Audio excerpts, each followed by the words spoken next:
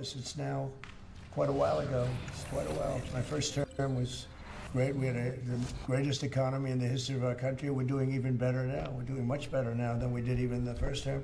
And I can tell you some of my views have changed. And we had discussions on some things. I'm not going to discuss what they were, but that I feel very confident that he can do a very good job. I think he's going to be. I think he is going to surprise some conservative people, actually, and some very liberal people. He won't surprise them because they already like him. And Mr. Mamdani, wow. It sounds like you had a productive discussion, but just days ago, wow. Trump is a despot who betrayed the country. You said I would be his worst nightmare and accused yes. of having a fascist agenda. Are you planning to retract any of these remarks in order to improve the relationship? I think both President Trump and I, we are very clear about our positions and our views, and what I really appreciate about the President is the meeting that we had focused not on places of disagreement, which there are many, and also focused on the shared purpose that we have in serving New Yorkers. And frankly, that is something that could transform the lives of 8.5 million people who are currently struggling under a cost of living crisis with 1 in 4 living in poverty. Why is it so normal? I don't know. To what it could look like to lift those New Yorkers This out of is struggle crazy. and start to deliver them a city that they could do more than just struggle to afford it, but actually start to live in it. And I've been wow. told much worse than a despot, so it's not that insulting. Maybe I think he'll change his mind after we get to working together. Yes, please. Mr. President, Anthony Mershak from MTV Lebanon. Oh my God. I would like to ask you a question about the Middle East regarding, you did said that Hezbollah in Lebanon is not in a good position. And Lebanon now is the final unresolved after Gaza and Syria. Given your assessment, like, what do you say for the Lebanese today? It's the Independence Day in Lebanon.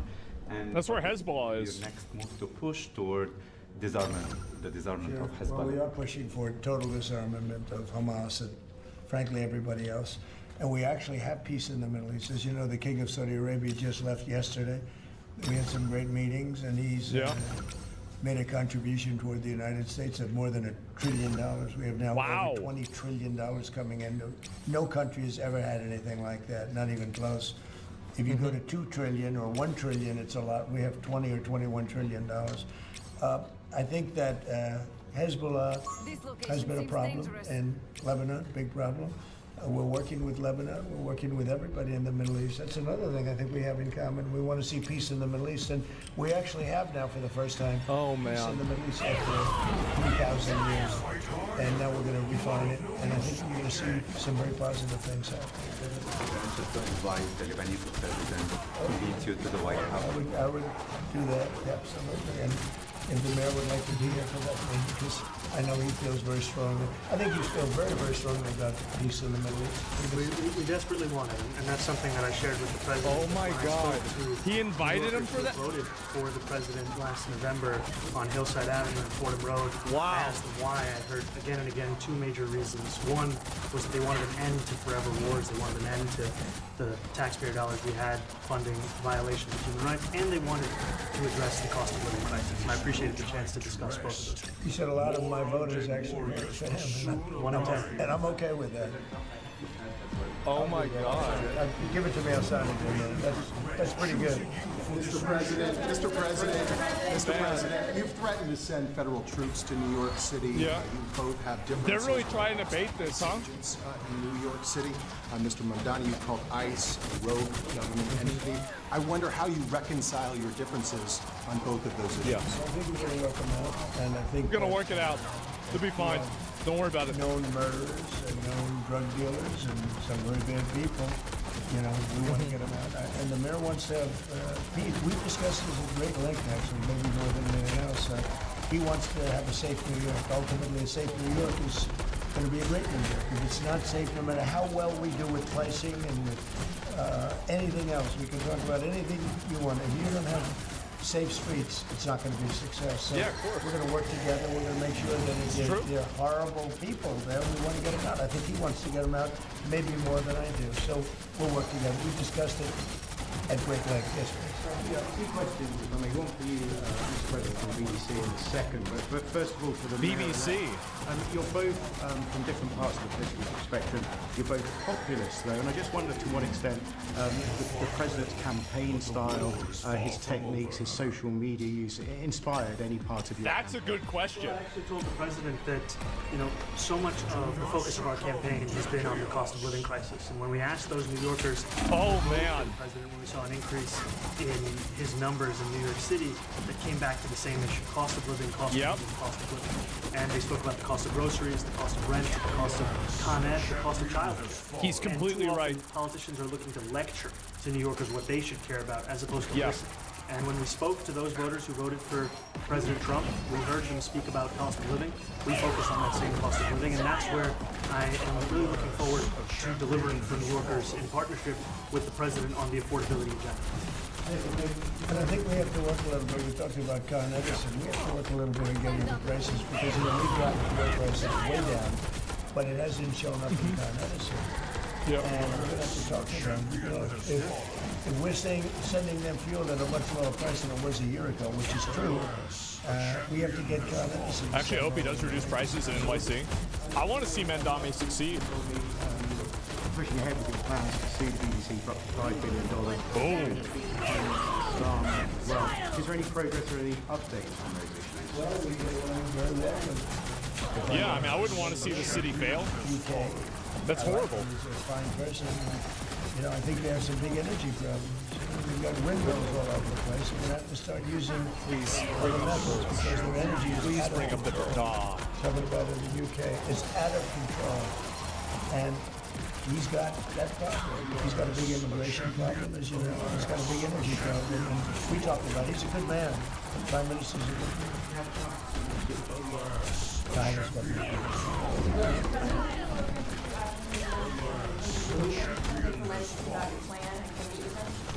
I've spoken with the people. We have a plan.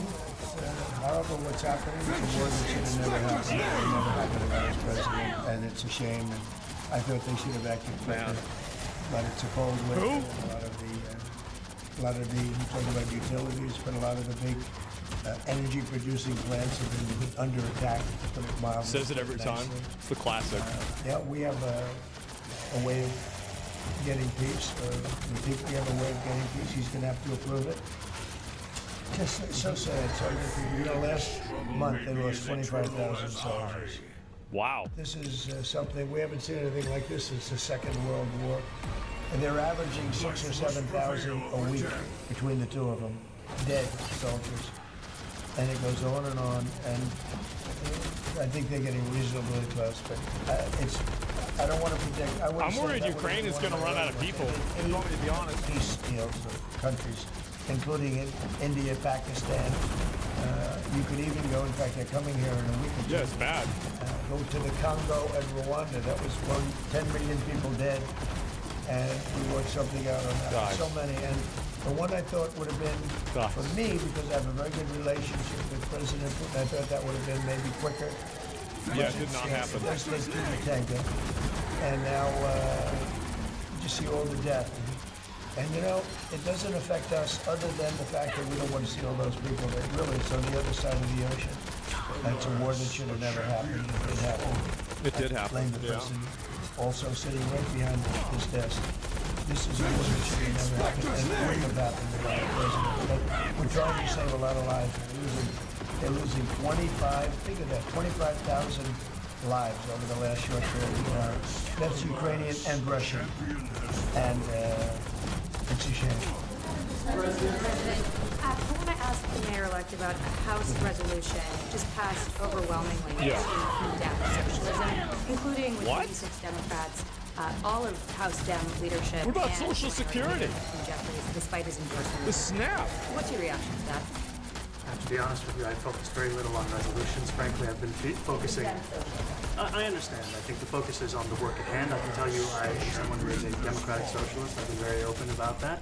And I know there might be differences about ideology, but the place of agreement is the work that needs to be done to make New York City affordable. That's what I look forward to. Clarify your answer to Stephen Nelson. Man. He asked about your comment calling the president a fascist, and your answer was, Man. both President Trump and I have been clear about our positions and our views. Are you affirming that you think President Trump is a fascist? Oh my I've spoken God. about, That's okay, you can just say yes. all right. Okay? It's easier. It's easier than explaining. Yeah, sure. Don't worry about it. I wanted to ask you also about my this God. Ukraine plan. President Zelensky said today that his country would risk either giving up a partner or giving up its Just dignity. say yes, it's fine, There's don't been worry about it. criticism that this deal He proposal, doesn't like it? it's unclear. He was sort of tenuous about He'll it. have to like it, and if he doesn't like Wow. it, then, they should just keep fighting, I guess, The suggestion that he made, though, was that if he doesn't accept it, that the U.S. would pull back its support for Ukraine. This is better than I Well, at thought it some was point, going to he's be. going to have to accept something. He hasn't accepted. You remember right in the Oval Office not so long ago, I said, you don't have the cards. Don't forget, I inherited this war. This war never would have happened. I inherited this war. Oh my And I thought he God. should have made a deal a year ago, 2 years ago. The ultimate deal would have been if it never started. That would have been the good deal. That could have been done too if you had the right president, but you didn't have the right president. Mr. President, the cost of living is something that you and Mr. Mamdani seem to agree on. Democrats have run New York City for a long time, Mr. Mamdani. Do you see Democrat policy specifically as being a problem? And I'd like that to be a question that... Republican and Democrat policies are a I think problem. that there are many That's what it is. things in our city where we have to own the responsibility of it, things that existed long before the president was the president. And those are also part of the message of our campaign was to take on the Both, broken yeah. politics of the past. And I ran against Exactly. a number of candidates who represented different versions of that past. And what we found time and again is that working people were left behind in the politics of our city. And what we're looking to do is put those people right back at the heart of our politics so that we don't have a situation where we're in the wealthiest city in the history of the world, and yet 1 in 5 can't even afford $2.90 for a Metro card. It's ridiculous. We had some interesting conversations, and some of his ideas really are the same ideas that I have. Yep. A big thing on cost. The new word is affordability. Another word is just groceries. It's sort of an old-fashioned word, but it's very accurate. Yep. And they're coming down high. They were, we had, both of us, we had the highest inflation in the history of our country the last 4 years. Under Only the best ones? Biden Yeah, of course. administration. And we've got inflation down now to a normal level. It's going to go even a little bit lower than that. Katie, do you have something in it? Thank you so much. Mr. Mamdani often talks about New York City being covered by international law, that they will follow international law. He doesn't often talk about the U.S. Constitution. This is What why is your everybody response hates the to media, by the way. Well, I don't know what you're referring to in terms it can be covered by international law, local law. It's covered by a lot of those. And, Yep, this is why everybody hates him. covered by U.S. law. Are you referring to anything in particular? He just says that they're a city that endorses and enforces international law. No, I don't know. Would you want to respond? Yeah, I think what I've shared with the president is our desire to not only follow the laws of our own city, laws that protect New Yorkers, but also a desire for consistency in our politics across the board. And that's something that we've talked about and something that I know many of you have. Man.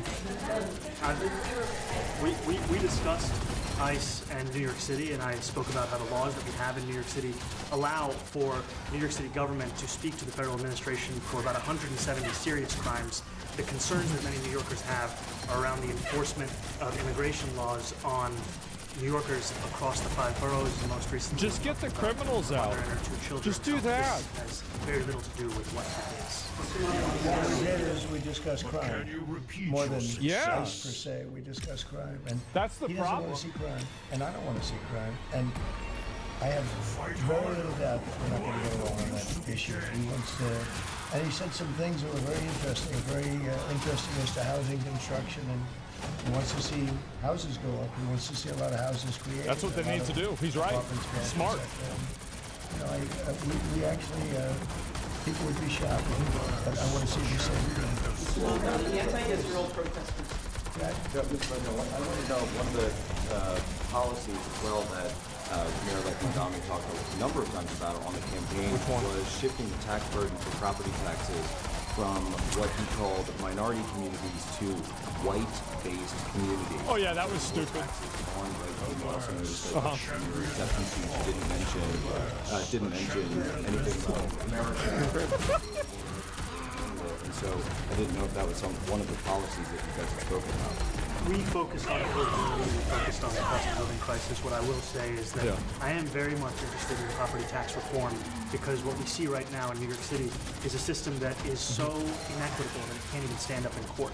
And the President and I spoke about the importance of not only building more housing, but also making sure that regulation of housing is something that is manageable to get through and not the cause of yet another weight that we see. But you're considering this idea of race-based property tax. No, to be very clear, no, the use of the term was a description of neighborhoods, not a description of intent. So you intend to tax the whiter culture?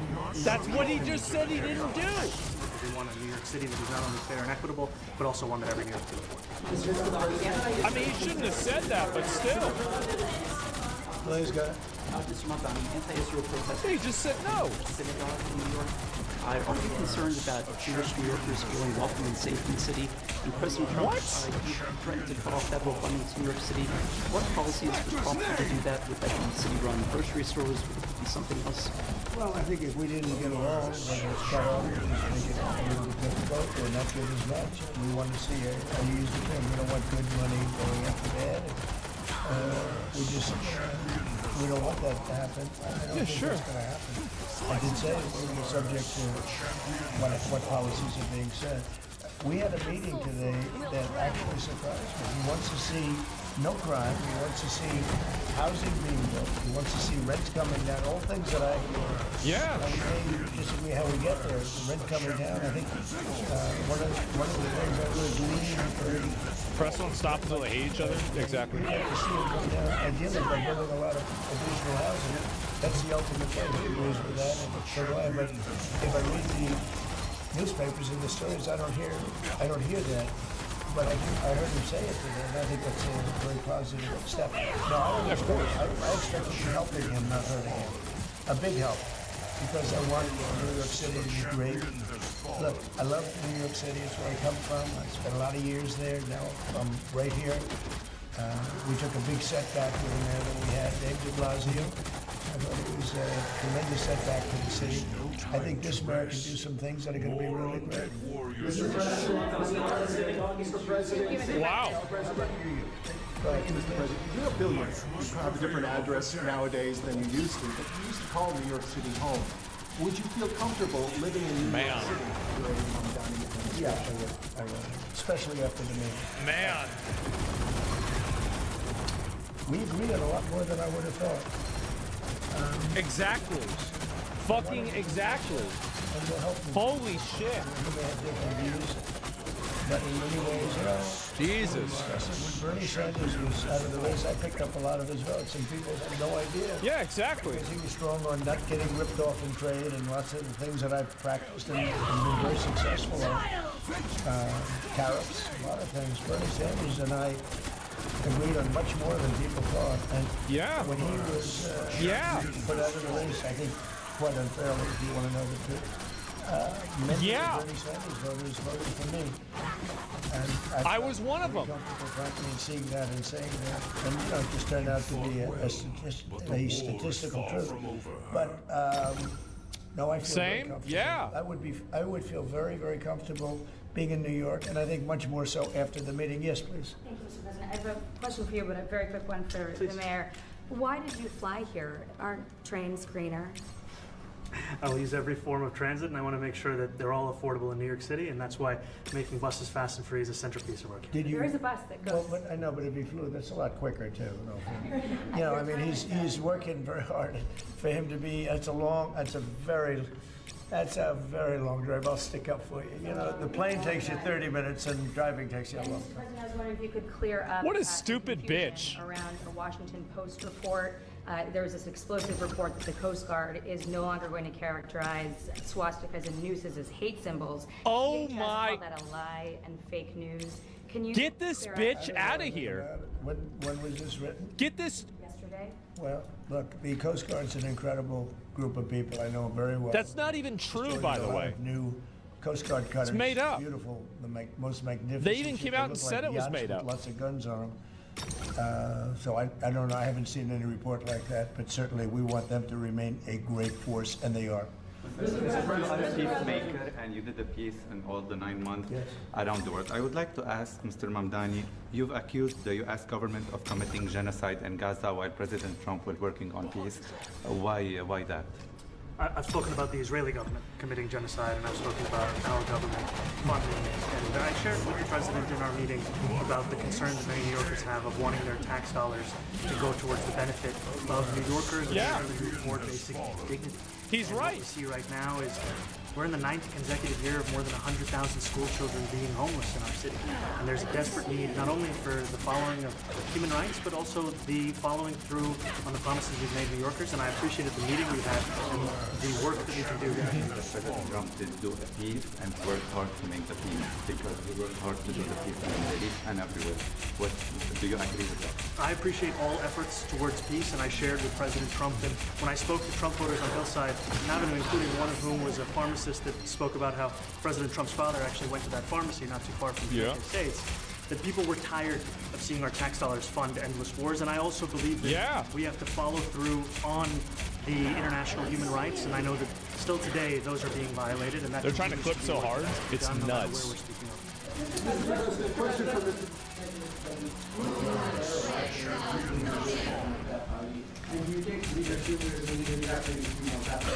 Well, look, I hope they have great leaders. This is a man that right now I think is focused in New York City. I really gives a chance to do a great job. We're going to help him, but I really Man. think he has a chance to do a great job.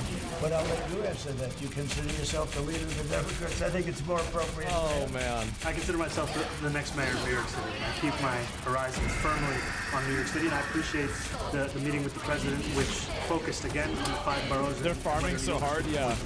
By the way, being the mayor of New York City is a big deal. I always said, you know, one of the things I would love to be someday is the mayor of New York City. Being the mayor of New York, and especially now, because I think you're at really a turning point, one way or the other.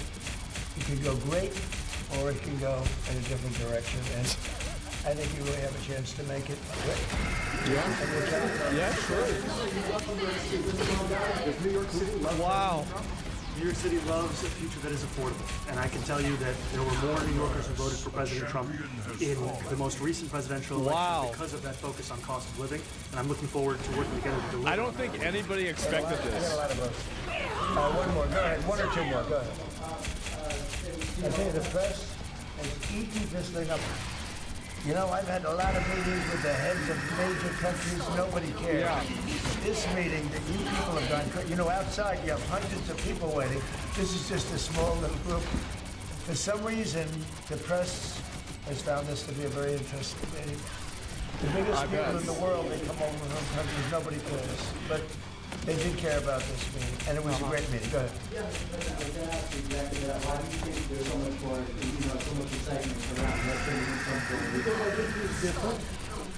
All right. I think he's different, and that can be in a very positive way. But I think he's different than, you know, your typical guy. Runs, wins, becomes mayor maybe, and nothing exciting.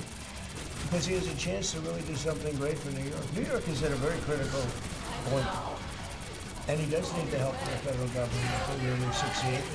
We're going to be helping him, but he's different than, you know, your average candidate. He came out of nowhere. I said he has a great campaign manager standing over there. He came out of nowhere. When you start off at 1 or 2, and then I watched. I said, "Who is this guy?" He was at 1, and he was at 3, then he was at 5, he was at 9. Then he went up to 17. I said, that's getting a little bit interesting, right? And then all of a sudden he wins a primary that nobody expected he was going to win. It's a great, Was that Israel question, bro? great That's what it was. It's an amazing thing that he did. And I'll just add one thing to what the president said. Is one thing I also appreciated is in our meeting to appreciate a portrait of FDR and the incredible work that was done with the New Deal, and also in thinking about what it can look like when the federal government and New York City government work together to deliver on affordability. It can be transformative. You know, we have a great portrait of FDR that I found in the vaults. That was missing for years. I found it, and I put it up. He's a Democrat for the best of my lives. He's a Democrat. And when the mayor saw that portrait, he said, "Sir, do you mind if I have a picture taken by that?" It's an amazing portrait. I hope the picture comes out. but it's an amazing portrait in the cabinet He room. found it. So he's a big fan of the New Deal, I guess, and of FDR. Yes. President, you said that you both spoke about crime. There are many police officers set to come off the rolls at the end of this year in New York City. Are you going to allow those police to be replaced with police officers, actual cops? And are you going to require that that happens? Would there be some consequence if the staff? But again, it's going to be ultimately the mayor's decision. Is that I look forward to delivering public safety with the NYPD, and I've said over the course of our campaign that we have Quiet, a number of police Piggy. officers Yeah. today. They're the ones that's budgeted about 35,000 headcount. And I think the key thing is that we have to make it easier for police to focus on police work, not ask them to respond to 200,000 mental health calls a year. So is that a reduction from what you're at right now? Are you committing to maintaining the same level of cops? I've committed over the course of the campaign to maintain the 35,000. That's the headcount that we had through the campaign. Not replace them with caseworkers, social workers? No, I've said that's the headcount that we want. What we need to do is make sure they can focus on serious crime. And he just retained a great police commissioner, I believe, right? Yes. I hate this Karen so much. I think they should That let was her back. correct. They should never let her back. Somebody that is she's a good friend of What a some useless people in my bitch. family, Ivanka, and they say she's really. Oh my God. And he just retained her, so that's a good sign. Are there still topics that you see this really disagreeing on in the future? And do you think you'll have more meetings like this? There will be topics that we disagree on. I think we'll probably come to a conclusion, and ultimately, he'll convince me, or I'll convince him. You know, it's for the good of New York. Ultimately, it's for the good of New York. I don't care about affiliations or parties or anything else. I want to see if this city could be unbelievable. If he could be a spectacular success, I'd be very happy. Sure. I hope we do. I enjoyed the meeting. We had a great meeting. Please. Mr. President, Republican Elise Stefanik has campaigned multiple times by calling Zohran Mamdani a jihadist. Do you think you're standing next to a jihadist right now in the Oval Office? No, I don't, but she's out there campaigning. People are going to say what they're going to say. Sometimes in a campaign. Yeah. She's a very capable person. But you really have to ask her about that. But I don't particularly. I think I met with I met with a man who's a very rational person. I met with a man who really wants to see New York be great again. And I can say again, because New York was great. You know, when I came down to Washington initially, the city was so hot. It was doing great. We were Get all the women out of there? Signs of problems. You know, Mayor Look, not doing a great job. But I still, read that one from chat, okay? I didn't say that. And it went bad. You know, pretty bad. And he can. That wasn't me. I didn't say that. Went pretty good.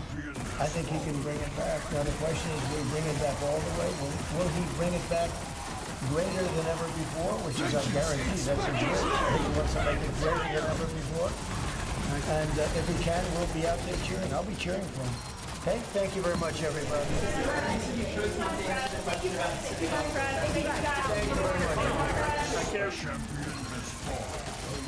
Man, you don't hate the media enough. You really don't. Oh my God. That was amazing. That was great. I hate them so much. Aren't they awful? Aren't they terrible? Holy shit.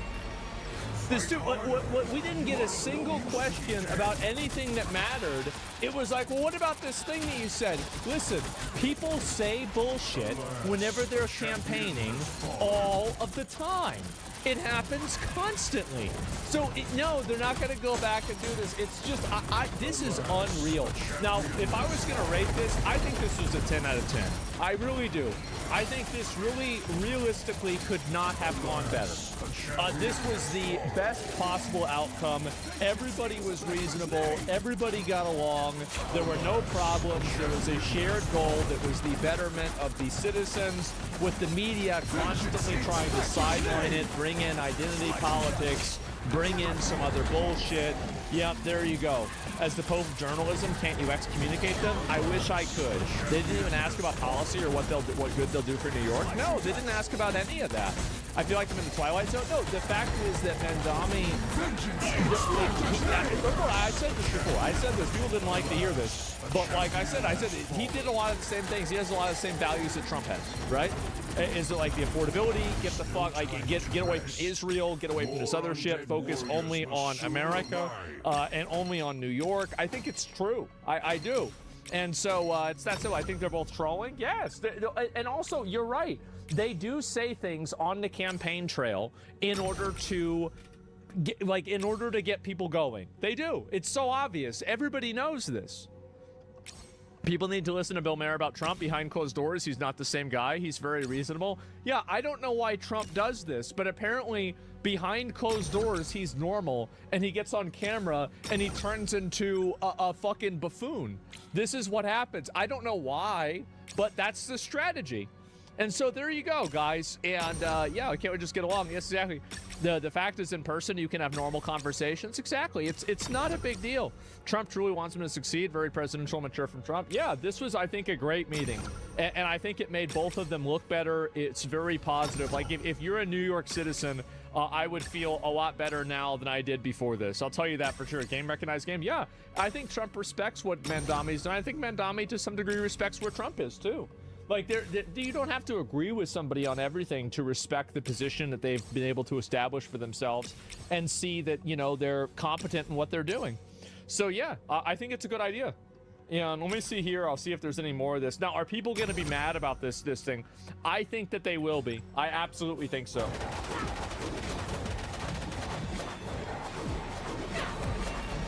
Let me see. Let me see what happened. Bill Maher nailed exactly what happened today. Yeah, this is amazing. Kudos to Trump and Mandami for coming together. We need more of this. Piers is completely right. 100% right. Let's read some of the comments on this. Yeah, there we go. Agreed. Crazy socialists met with them, but the Democrats won't. Yeah, because it's again, it's bigger than you, man. It's bigger than you. You didn't get voted in to fucking go out and make tweets. Like, that's your job. To my wife that doesn't like Trump and like Sauron, that they're both boys and she got mad. Well, they're going to get along because they have to. Like, that's what happened. Welcome to real life. This is the problem that a lot of people on the internet don't understand, is that in real life, you're going to come up with people and you're going to have to deal with people that don't agree with you on everything. I know it's hard. It's bad, it's rough, you've got to deal, geez, okay. Now I have to be around a person that I don't like. Oh my God, let's go on. No, it's not called politics, it's called life. Like, really, that's the way it is. But the problem is that everybody on the internet is so hyper radicalized. And by the way, if somebody's on the internet all day, there's probably a reason for that. It's because nobody wants to be around them in real life. That's it. Yeah, in 30 minutes, there'll be a 6 front-page Reddit about Trump admitting that he's a fascist. Yeah, it's not even worth taking seriously. And I think, honestly, Trump saying that is the best response. It's stupid. It doesn't matter. Nobody cares. It's just bullshit, right? And that's it. There you go. Yeah, exactly. The unemployed, speaking from experience. Exactly. Yeah, it's so fucking ridiculous. There he is. Wow. Beating Trump while Phil Force a power move. What is this here? I don't even know. And why not just take the train? Also first class. Such a man of the people.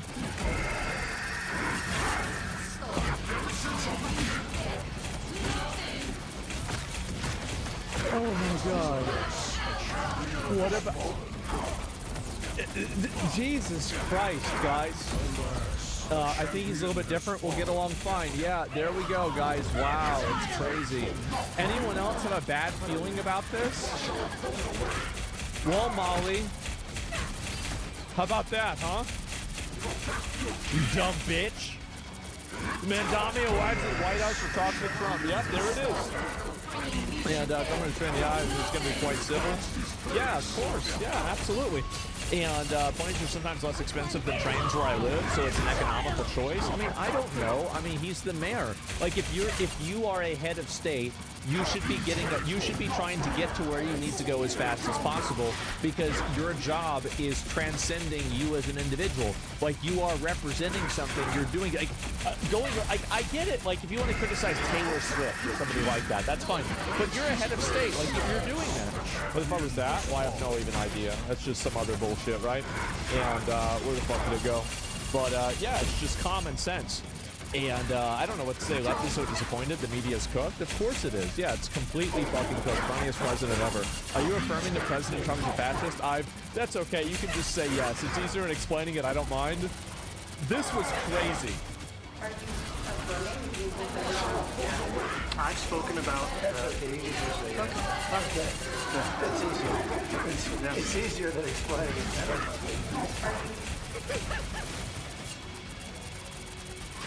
Fuck him. Fuck him, bro. Yeah. And race, whatever, fucking incredible. Yeah, this is the kind of energy that I think Americans want to see. I don't know about you guys, but at the end of the day, we're gonna have to live with these people, right? We are. We're gonna have to live with them. We have to deal with them.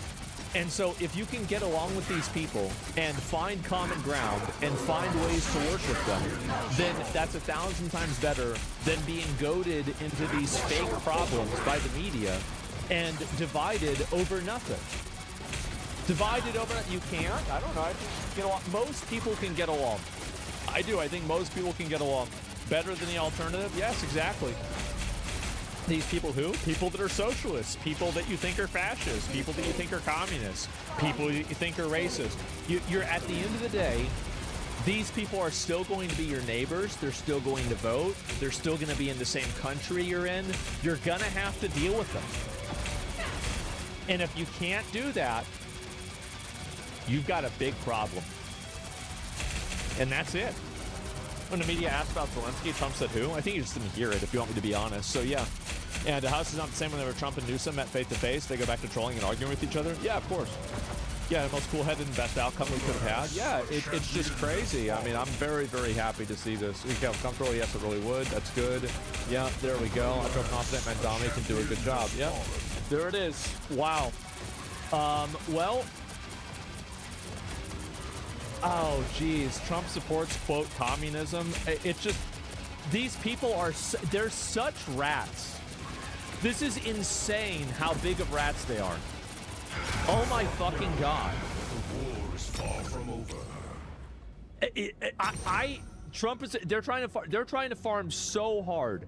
They are trying so ridiculously fucking hard for this. Yeah, and also, by the way, I want to say, that you remember whenever I was like relatively positive about Mandami, I thought like, okay, well, you know, I don't agree with like some of these things that he said, but I don't think it's going to be as bad as people think it's going to be. Well, here we are. I was right. I was right again. Everybody was mad at me. I was right. If anything, Mandami converting Trump to liking him shows why he won the mayoral race. Well, I think that really Trump, I mean, this is the same with a lot of people like this, is that you can respect somebody who is a winner, right? You can respect somebody who, you know, uses their position and uses their resources in order to leverage a victory. Even if you might not necessarily agree with that person, you can respect the ability of a person to convert their behavior into an outcome that is beneficial for themselves, right? And so that's it. If New York City goes well, it looks good for Trump now. Yeah, and that would be good. I mean, I would want that to happen. Sure. The media paying the rent by farming clips are clipped out of context. You want to talk about the biggest transition of wealth in the media? That's it. Is it still 80-20 or has the needle moved? I mean, I don't know. I feel like with a lot of the social issues and like social politics issues, I kind of disagree with them on. Like, for example, like, you know, like state-funded gender transition, stuff like that, being against ICE. I think that's silly, it's stupid. But in terms of like economic stuff, I agree with it. Outside of like the free bus passes, I even agree with the free bus pass thing. But I just don't agree on why. Like, I don't like the idea that like, oh, well, because people commit crimes, now we have to just let them have it for free. Like, that seems like a very, very bad precedent to set. But it's like, it's weird because I agree with free buses. I just don't agree with why they're free. So it's like at that point, like I feel like you can find common ground with the person that thinks that, right? I mean, very obvious.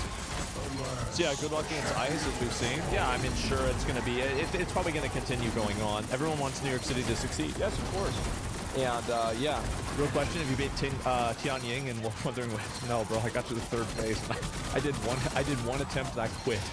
I was like, okay, I'm out, bro. Like that's it, I'm done. So yeah, I'm not trying to be annoying, but you've had an opinion on everything. The chance that you're right is probably close to 50-50 on each topic. Maybe you're right. I mean, I'd have to go back and check. But you know, again, like that was always my opinion because the first video that I made about Mandami, I was relatively positive about him, and I thought that basically he is what the Democrats deserve. He is, for better and for worse. Because at the end of the day, the Democrats are not really representing average Americans anymore. They don't. So yeah, they're not. They don't represent average Americans. I think that the majority of Democrat issues are completely fucking poisoned by identity politics. I don't think that most people care about this, and some will crash out badly. I think that really, I mean, at the end of the day, anybody who's getting mad about this meeting is an enemy of the United States. That's generally what my opinion is. Because you don't want to see the country do well. You don't want to see success. You don't want to see any sort of, you know, like understanding. You want to see people get mad. You want to farm drama. You want to get clicks on videos and stuff like that. You don't actually care about anything other than furthering drama and making people mad. I'll take, bro. I don't want dealings with foreign socialists. Too bad. They got voted in. You got to deal with it. That's what happened. You don't want to have that happen? Change the rules. Deport the people that voted for him. Fine. Too bad. It happened. Is right. Yeah, exactly. I'm sure. Do you think that he wants to deal with Donald Trump? No, he doesn't. But he does. Because that's what you do. It's common sense. What's your opinion on Russia versus Ukraine peace deal? I think Ukraine's going to have to give up part of their territory. I think it's inevitable, and I don't think it's fair. I think it's completely unfair. Ukraine shouldn't have to give up anything, but Russia just has nuclear weapons, and they're more powerful, and I think that Ukraine will be forced into having to give up part of their territory. Yeah, and I don't think Putin can walk away from the Russia conflict and the war without having something, because it will make him look weak as a leader in his own state and like in his own country. So like he has to walk away with something. He can't come out of this empty-handed. Russia's winning lately? Yeah, they have to see. Well, I'm just saying, like, life isn't fair. Yeah, he can't lose face. Yeah, Putin cannot lose face in the war. He is weak. I'm not. That's fine. I'm just giving you like my opinion. What do you think is going to happen? I gave you my opinion on what I think is going to happen. So yeah. Russia won't use nukes on a bordering country. I don't think that they will either, but you're probably not going to have anything else happen as well. I'd rather fight to make the future of Europe insecure globally on top of the immigration crisis. Well, I don't know. That's what I think is going to happen. So I think Ukraine will eventually give up their territories. That's probably what's going to happen. As a New Yorker, I think it's terrible for New York, but I still want New York to do well. Yeah, I mean, I'm concerned about it too. Like, I don't think that a lot of the things that Mandami says that he was going to do are going to happen, if you want me to be honest, because a mayor just simply doesn't have that much power. But at the same time, I do think that maybe a couple of them might happen, right? And I think that things will not change as dramatically as people might think that they will. So yeah. Ukraine will be forced to cede land to Russia, already claimed parts of Ukraine. It will take a loss otherwise. Yes, exactly. And so Trump does, though? Well, I don't know. You should feel better now a little? Yeah, but I think this meeting was great. That's generally, yeah, do you think President Trump's fascist? That's okay. You can just say yes. Yeah, there it is. And, wow, Trump is not defending Mandami in response to a loaded question from Fox News and Credible Scenes. Yeah, I mean, of course, right? And holy fuck, man. Wow. Trump being nicer to Mandami than Democrat leadership was LOL. Well, yeah, that's because he's closer to Mandami than Democrat leadership. Democrat leadership are clowns. Like, they're literal fucking retards. So yeah, that's it. And this is it. Just Zoran Mandami does a complete media 180 just a day before meeting with Trump. What do you want him? What do you want him to do? Do you want him to try to like get in a fight at the? Really? Like, what's your goal? Oh my God. This is But can nuts. you repeat your success? Bernie was the reason why Trump won. Well, I don't know. It's the same situation with Trump. You may hate or dislike Trump's, but you should obviously want the president of the United States to do well. Yeah, I said the same thing about Joe Biden. It's obvious, right? But, oh my fucking God. Mandami is toast and he knows it. His promises aren't looking good right now. Jesus Christ. We have to get rid of democracy. We have to do it. I know it doesn't sound good. I know you might want to hear it. It's like, well, you know, it could be a good thing. It's not. Okay, it's not. Like, how much longer are we gonna have to do this until we realize it?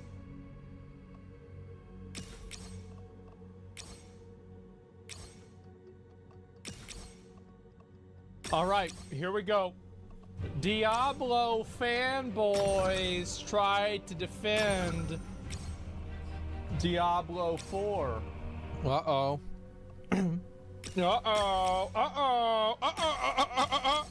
Here we go. What's up, everybody? This is the Act Man here, and today it looks like everyone agreed with all the things I said in my Diablo 4 review. Wait. It looks like everyone agreed. Yeah, pretty much. It had only 4K dislikes. That's pretty good. With all the things I said in my Diablo 4 review. I can't believe this video has a 100% like ratio, and I just got to give props to YouTube for all that. But on the real, I'm very surprised with the reaction to that video. I'm happy with how it turned out and the conversations it sparked. So I figure, you know what? This review was a bit more controversial. So like my COD World War II review, let's do a throwback, okay? Let's take a look at some of the responses from Diablo fanboys. And oh boy, we've got some great takes. We've got some thoughtful rebuttals to points that I made. We've got really bad takes. Show me your nightmare 100 plus hardcore, then we talk. If not, your opinion is sucked. What an idiot, bro. Like, that kid's probably 12. Some funny comments and some truly unhinged opinions. Yeah. There's going to be quite a bit of coke. Why do you keep calling D4 an RPG? You know it's not, right? It's a different genre. I'm struggling to take you seriously when you're making this mistake. Why do I keep calling... Oh, I thought that because it's an FPS. That's right. Makes sense. Diablo 4 is an RPG? Because... It's a...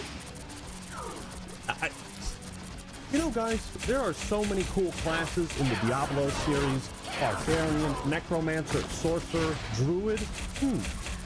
I wonder... Nobody cares about Rogue. Let's be honest.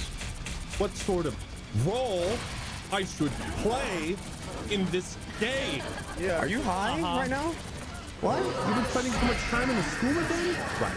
Diablo 4 isn't an RPG, guys, and Mario Kart isn't a racing game. No. Sure thing, Tom. Whatever you say. Sure. Gears of War is an educational Netflix documentary about climate change. Got it. Great. Looks like you want to play an MMO instead of an ARPG. You compared Diablo to WoW so many It's an RPG. Compared WoW to WoW. freaking times. I compared these games because they're both made by Blizzard. I think you should be able to compare any two games. I mean, like, if one game does something better than another game, then that's just how it is. For example, double jumping. People didn't used to have double jumping. Now, like, a lot of games have double jumping. It doesn't matter whether it's like a Demon Hunter double jump. It doesn't matter whether it's like a double jump in, like, I don't know, Final Fantasy. A lot of these games have double jumps because people like it. And then also rolls. Like, for example, like ARPG rolls. The rolls started, I think, Lost Ark had it, and then now Diablo 4 has it. But these are kind of the same genre, but, like, not really. Diablo 4 took that from an MMO. They're both RPGs meant to be played for a long time with the end-term goal of obtaining the best loot. So I compared the loot and why I find grinding and playing WoW fun and not D4. Your point has a very basic flaw. You are comparing D4 to many single-player games, but D4 is never an action RPG. It's an MMO in its goal. What are you talking about? So the solution to your critique is simple. Don't play MMOs. You're under attack. What? I don't think there's any criticism in the game that you couldn't have levied. Like, MMOs have the same problem with scaling too. But doesn't even make anybody know what? And also, MMOs don't have scaling. Like, for example, like New World doesn't have scaling. Like, it doesn't even, like, even if you take the argument in both directions, it doesn't even make any sense. Genre of game is based. It's an RPG. No, it's an ARPG. No, it's an MMO. Now, I think people get way too attached to, like, the name of a game and then they have like this like list of traits that every single video game that is under the label of ARPG has, and if a video game doesn't have those traits, it's not an ARPG. I think this is so reductive and constraining, and it's bad for being able to talk about games. It's so fucking stupid. One thing I want to say is... Not so fast, Shaft Man. Who are you? Me? I'm a sexy alter ego. And unlike your dumb virgin face, I actually get bitches. You know why? Because I like Diablo 4. But you know what I like even more than Diablo 4? The sponsor of today's video. Quick pick, Naraka Blade Point. Naraka offers a unique spin on the classic Battle Royale format and robust PvE content, focusing almost entirely on melee combat. Instead of hiding in a bathroom for 20 minutes like you work at Weenie Hut Juniors, you'll be in... I used to do that in PUBG. Like, I remember like a couple times I dropped military and I saw the circle was gonna close in on military, and I jerked off for like 20 minutes and I came back and I was in the final circle and I lost. Yeah. I ended up dying anyway, but I did make it to the final circle. Engaging in fast-paced sword fights. And there's tons of different weapons to play around with, like daggers, katanas, long swords, great swords, and more. It's also not mindless button matching, as all three types of moves have a counter. So playing around these moves and knowing when to parry, when to charge your attack, or strike quickly is essential. Naraka is now free to play, and they are celebrating their 2-year anniversary with over 20 million players to date. And check it out, look, that's me, I'm in the game. Naraka is also available on all major platforms. Yeah, so go I can play tell. it today. Download Naraka Blade Point using the link in the description and pinned comment. And thank you, Naraka, for sponsoring this video. And now for something completely different. Didn't play on hardcore and you picked Druid? You couldn't even make it to World Tier 3?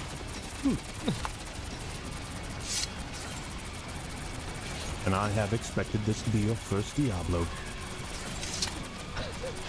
This is by far the worst game review I've ever heard. Which you have heard of. Which you have heard of. That's got to be the best game review I've ever Review. Yep, there we go. seen.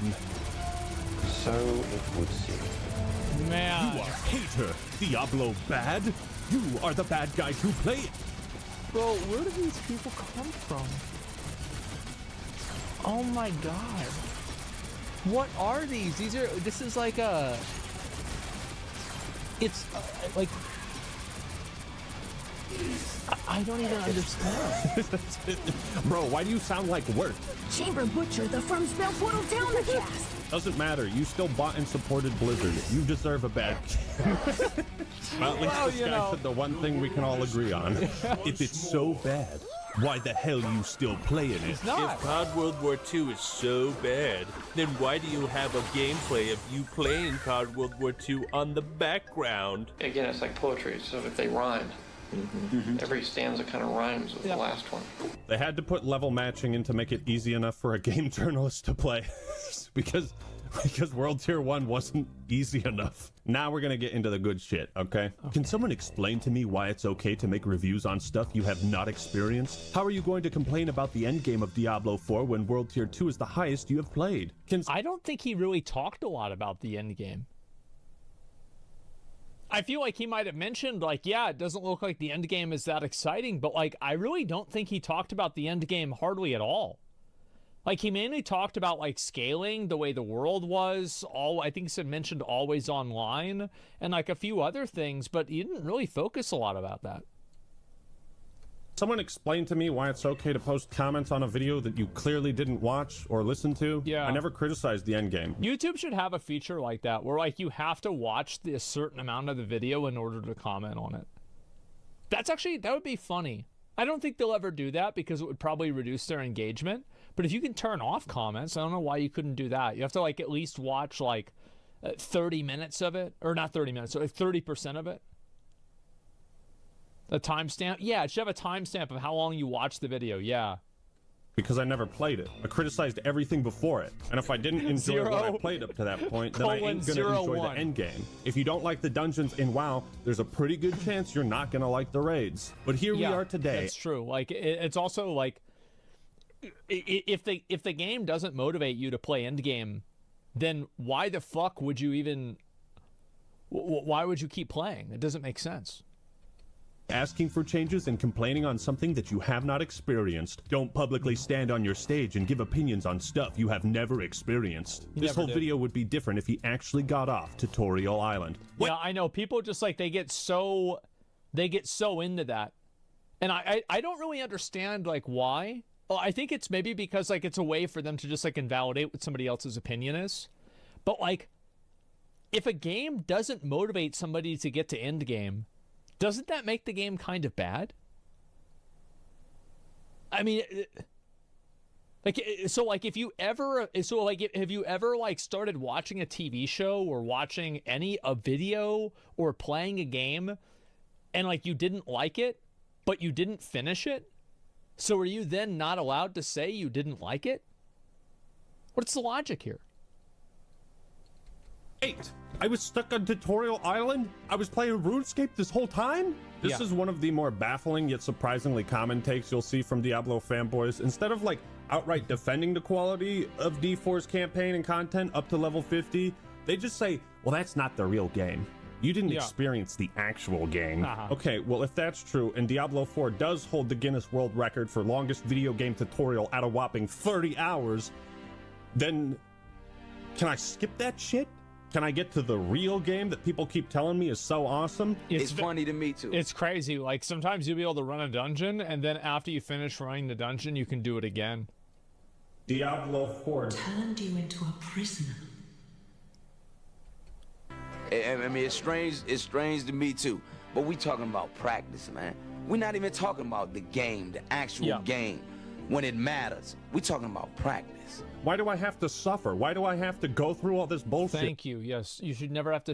You should never have to earn being able to enjoy yourself in a video game. It's like such a ridiculous thing to think. Then, do you guys think this dude knows that he's actually agreeing with me and saying that everything leading up to the endgame wasn't that great? Well, he takes it a step further than I do. He's asserting that I haven't even experienced Diablo 4. This isn't even content to him. Why make a video about something you didn't even experience? Oh, cause clickbait. You see what I'm saying? This is pure cope, dude. These people genuinely think Diablo 4's campaign is so boring, uninteresting, and irrelevant to the core of Diablo that in their mind, they don't even consider it to be an experience that the game offers. Yeah, it's because these are people that are hardcore Diablo players. They're Diablo farmers. They do the campaign. They skip everything. They don't watch the cutscenes or cinematics. They don't know any of the characters' names. They have no idea what they're talking about whenever they talk about the campaign. And like, that's just what it is. And that's totally fine. It's okay. But like, a lot of other people do care about it. And yet they're defending it. It's opinions like these that make me want to host a tournament between Pokemon and Diablo fans to see which fan base has lowered their fucking expectations more. I don't know why you guys are trying to outdo each other, but holy god, with takes like these, the Diablo fans are pulling ahead. Dude, even with how down bad people were for Scarlet and Violet, you never saw someone come out with a hot take like, the gyms, the Elite Four, none of that stuff matters in a Pokemon title. That's not the real game. The real game starts at the Battle Tower. If you said it's like where you're playing other people, it's just like, it's so weird. That to a Pokemon fan, you would be strangled in your sleep. Guys, we're talking about a campaign that has a story. We're talking about dungeons, side quests. I mean, listen, we talking about practice. Not a game. We talking about practice. You know he thought this shit up. You know Not this a is game. making people mad. Not the game that I feel like Diablo 3 wasn't like, as I said, like Diablo, it was I mean, I don't know. I feel like Diablo 4 is better than Diablo 3. That's my opinion. go out there and die for and play every game like it's my last. Not the game. We're talking about practice, man. What are we talking about? Practice? We're talking about practice, man. All this stuff that you experienced prior to level 50, it's in the game, so it matters. It's part of the experience. Yeah, it's like I remember whenever I started playing WoW, like I had fun playing WoW the first day I played WoW. Like I didn't have to like get to like level 25 to have fun, or like get to level 60 or 40 or 50 or anything. Like I had fun the first day I played the game. And I feel like there are very few games that I genuinely did not enjoy. Like there are times where like I didn't enjoy playing a game on stream because of like drama or something like that. But in general, like a game that I actually just didn't have fun playing. And then later on, I started having fun playing it. I don't think that's ever happened to me. Because I feel like every time I played a game and I didn't like it, and I came back, maybe tried it again afterwards, I didn't like it. Final Fantasy 14 mentioned? You know it, boys. Here we go. I don't know. I think A Realm Reborn is... I liked A Realm Reborn. I thought it was great. Yeah, I mean, I don't know. I thought it was great. I liked it. Try and pretend otherwise is just advocating for an objectively worse Diablo game for you and everybody else. And I don't know why anybody would advocate for that unless they're not actually a fan of this series. If you agree with me that Bleak Faith is different because Bleak Faith literally got fixed. Like, they literally hot fixed the game like 10 times by the time that I finished it. Everything prior to the end game is bad, then stop defending it. Because you deserve better. Diablo fans. Yeah. I'm not trying to rob you. I'm trying to help you. Bro, you will be... Yeah, that's actually so true. Like, if you make excuses for a bad game, you're gonna get a bad game. Secretly gonna be playing Season 1. This was clearly made 5 views. Yes, pass me up because your logic is off and I'm a fan, so what? But doesn't change fact? Garbage. You don't know Wath World War II is stare at liking World War II, then make that video. Why dare you? Again, it's like poetry, so if they rhyme. That's a good Every one. stanza kind of rhymes with the last one. Bro, I hate to burst your bubble, but I ain't gonna be playing Season 1, okay? I'm not going through the world record tutorial again, alright? What I will be playing is Diablo 1 Beelzebub mod, because holy tits, this shit is fucking awesome. Real quick, I'm gonna recommend this mod for anybody that wants to play a fun, challenging ARPG. Beelzebub mod has the style and gameplay of Diablo 1, but with all the best innovations from D2. It also restores a bunch of cut content and quests. Let me show you guys one of my favorite parts of it. Look, they added a stash to Diablo 1. Check this out. You get 50 tabs of storage right from the start. Now, wait, I thought you had to spend money for stash tabs. Wait, so you're wait, hold on. You telling me that a mod for a game that came out 20 years ago can have more than 4 stash tabs? Hold up. Bro, there gotta be, what's the catch? How much money we gotta spend? What is it? but Diablo 4 has a similar storage system, doesn't it? Yeah. Anyways, campaign is easy. Nightmare Dungeons will actually test your build and skill. Diablo shouldn't be judged by its campaign. So I just want to make sure where these takes are coming from. I didn't play much Diablo 3, but from what I'm hearing, that game must have had the worst fucking campaign yet made by man. I thought the campaign in Diablo 3 was fine. I didn't mind it. I thought it was okay. It was a solid 7 or an 8 out of 10. It was not a 10. I thought it was fine. Like, it sounds like it was so horrifically god-awful that it turned part of the fan base off to the idea of a campaign entirely. Like, was it actually that bad? Or maybe you guys have spent far too much time in the end game. You've forgotten that there's a beginning and a middle game, that what you're playing at one point had a story. Bro, everyone talks shit about all the different COD campaigns, but one thing we all agreed on was that Black Ops 4 should have had one. Why? If you don't care about anything but the end game, that's fine. But you have to acknowledge that other Diablo fans play these games for different reasons than you. Where is that fabled experience? I replay Diablo games every year. If the campaign is not the core experience, then the game has failed as a Diablo game in my eyes. Nope. Nope. You're not let me read it real quick. What's the fabled experience? Replay Diablo campaigns every year of well balanced. The campaign is not the core experience, and the game has failed. Diablo game. I mean, it's a mixture of things. Like, it's not the campaign does not define the game. The end game does not define the game. It's a pie graph. The game has failed as a Diablo game in my eyes. I think. Nope. Nope. You're not supposed to play these games for the campaign. Not allowed. We're shutting the doors on you. This is a gated community. You literally complain the game is too easy, yet when you encounter the first difficulty spike, you stop playing. He said that he liked that. He said that was the only thing that he liked. More like Clown Man. More like Clown. Got him. Oh shit. These people don't even know that they're agreeing with me. Yeah. So we agree that the first difficulty spike happens after you beat the game, right? That's a problem, dude. I thought Lilith was kind of hard, but yeah, definitely. Problem. Tier 3. You're wearing the clown mask too. Try playing the game after level 50. 75% of your complaints are moot right after the point where you stopped. So, no, they're not. No, they're not. As somebody who's level 100. They're not. He's right. So what you're saying is 75% of my complaints were valid up until the point I stopped.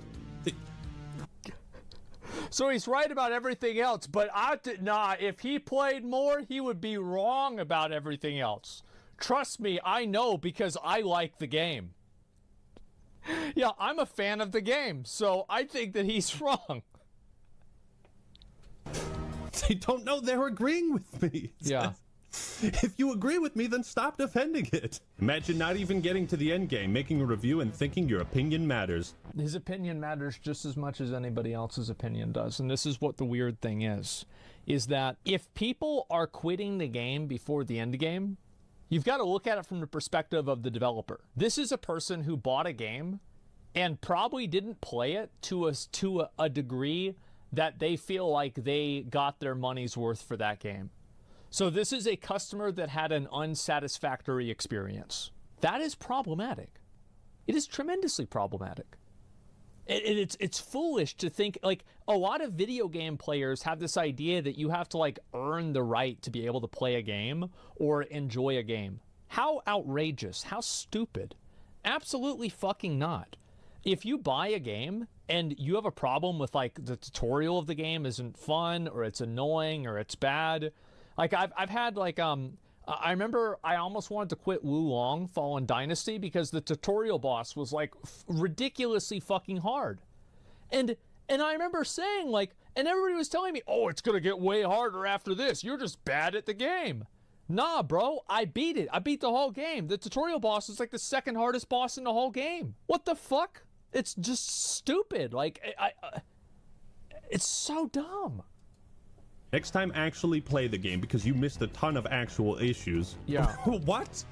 The game is worse than I thought it was? There's some issues? Yeah, you're so stupid for saying the game's bad. You don't even know that the game's bad. It's even more bad than you said it's bad, which makes your review wrong because you said it was bad, and it turns out that it's actually bad. Uh-huh. I didn't even notice? You guys are terrible at selling me on this endgame content. I don't know what type of sales strategy this is, but it's fucking awful. I don't think you can provide a proper critique of D4 if you never played D3. So many things were already solved.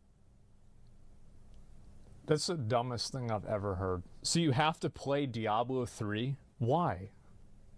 So is my critique of Final Fantasy 16 invalid because I didn't play Final Fantasy 15? Is my critique of Final Fantasy 14 invalid because I didn't play Final Fantasy 13? I didn't play Diablo 2, so I can't say that Diablo 3 was bad? What is the logic here? Indeed. So many things are already solved with Diablo 3, and they just completely ignored them when designing D4. It's embarrassing. He's totally right. By the way, this guy is completely right about this statement here. That, like, for example, debuffs. Debuffs were solved in Diablo 3. Blizzard decided to innovate the genre by making it harder to understand what's happening in the game. Okay, so they solved problems in D3 Let me read the rest of completely this. ignored. Talking about attribute points and the limited number of skills. Yeah. I feel like your ultimate ability should be its own keybind. Like Lost Ark has awakening skills. Now, why do I think that? I don't know, because I think it's cool. That's why. Because I think it's cool to use ultimate abilities because they have cool effects and they're like cooldowns. Like, yeah, that's why. Like, I don't care about the balance. Like, who cares? Just make the mobs harder then. That's it.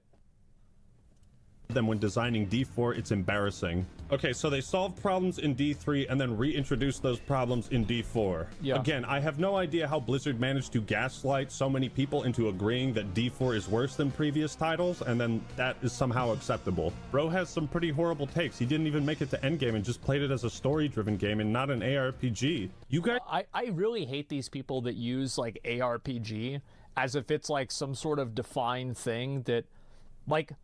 I think that what they mean by ARPG is either Diablo 2 or Path of Exile. That's it. Yeah, ARPG equals PoE. That's it. Yeah, they're not even really thinking about, like... And this is what I was talking about before. And it was the same that, like, MMO players used to have this thing where anytime that solo content was added into an MMO, they would be like, well, I guess it's not an MMO anymore. Oh, you're adding solo content? Into an MMO? I thought this was an MMO. Oh my God. I'm so glad that like people are moving past that. Hopefully ARPGs will have the same type of renaissance, because it's so annoying reading that. Funniest part about these comments is the end game is literally worse. Yeah, that's actually a good point. Yeah. It's like I think the character design, like I think basically this is my opinion about like character design in Diablo 4 is I think that the skill trees are too simple and the Paragon trees are too complex. I think that I think they should make the skill trees a little bit more complex, Paragon trees a little bit less complex. I think being able to rotate shit and move it all around, it might be a bit much. And I think it's so complex that you can't, like, I don't think that a casual player can realistically perfect a Paragon tree without investing like a tremendous amount of time. So because of that, I think what happens is that people just look it up. And I think that's what happens when you make a game very complicated like this, is that it's not like people like PoE, for example, like most people just copy a build guide. Like that's it. Like, and I do a lot of times too. Like I use a build guide as a foundation and then I build off of that. But a lot of people just use the build guide and that's it. And like there is good things with that, but there's also bad things too, because they're not really, at that point, they're not really playing the game. They're just following the Brady Game strategy guide for how to beat the video game. That's effectively what's happening. You guys legit have campaigns and stories that are on par with the best of StarCraft and Warcraft, on par with the best of Halo and Call of Duty, and you think that shit is unimportant? You think that's irrelevant? What the fuck happened to the Diablo fan base? How could any... It's like, yeah, I completely agree with this. Like, by the way, it's like Halo 2. Like, the campaign in Halo 2 was a massive fucking part of the game. Massive. Halo 1, massive fucking part of the game. Halo 3, massive fucking part of the game. And you know what? The multiplayer was fucking insane. Like, dude, Halo 2 was the first game that brought online multiplayer to just like the mainstream. Like, yeah, we had CS, we had Unreal Tournament, but like Halo with like Xbox Live, bro, that took a circle that was this big and it made it this big. And then Halo 3 did it that much fucking better. But guess what? In both of those games, the campaign was also a big factor, and it was S tier as well. If you possibly arrive at that conclusion after Diablo 2, this is just insane to me. No wonder the games are so bad. You guys have no fucking standards whatsoever. The problem with this review is that Ackman approaches D4 as a casual ARPG player, but then again... Why is that a problem? And I thought D4 was supposed to be tailored for the casual ARPG player, which not only leaves Diablo in a weird place as an RPG, but also an ARPG. Well, that's the thing. Again, labels, Andes. Oh, let's apply a label to this. That way, we have to make sure that it follows my my headcanon list of attributes that it must have. Oh, fuck. What are we doing? Because I'm not a casual ARPG player. I'm a single player enthusiast. I'm a lone wolf. I like to play solo and immerse myself in the world, the lore, and challenge. I love Baldur's Gate Dark Alliance 1 and 2, Gauntlet Dark Legacy. Back in the day... Well, that shit, bro, like Gauntlet Dark Legacy, that was a multiplayer game. I remember I played that shit with Jeff and Austin. Like, we beat that whole game. You beat these games, and then they were over. So the only thing to do was play them again. And that's what I did. And that's what I do today. When I beat Diablo 2, I don't grind Baal 100 times. I either play a new difficulty on the same character or start a new character entirely. Yeah. But see, like, having said that, there's going to be Diablo fans that want to gatekeep the series from me because that's how I enjoy it and play it. Well, this is the same, like, WoW has, like, a huge problem with this in their community, too. Is that, they're like, well, unless you do Mythic Plus, you're just like not a real player. Unless you do Mythic Plus 20s, you're not a real player. Unless you do Mythic Raids, you're not a real player. Unless you do Mythic Raids at like a Hall of Fame, you're not a real player. Unless you do Arena, you're not a real player. Like, it's just the most cringe fucking shit, man. Because I don't play it in the most hardcore way possible. So allow me to do a little gatekeeping of my own. I guarantee you if some of these Diablo fanboys went back and played the first game, they would lose their fucking mind. Yeah, why don't you go back to the game where every time you open a chest, there's a 33% chance that it just explodes in your face for no reason? Yeah, go back and fight the zombies on level 5 that permanently reduce your HP every time you get hit. Yeah, go back and fight those guys as a melee build. Why don't you try clicking on a random shrine that fucks up I actually your watched a video on them.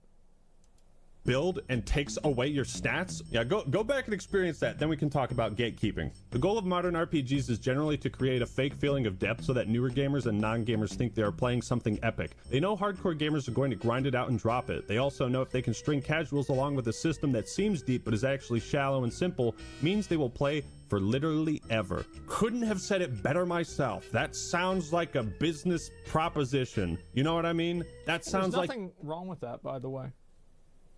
There's nothing wrong with making a casual, easy game for casual players. It's completely okay. Everything is wrong with that? No, there's not. There's nothing wrong with it. Yeah, completely good.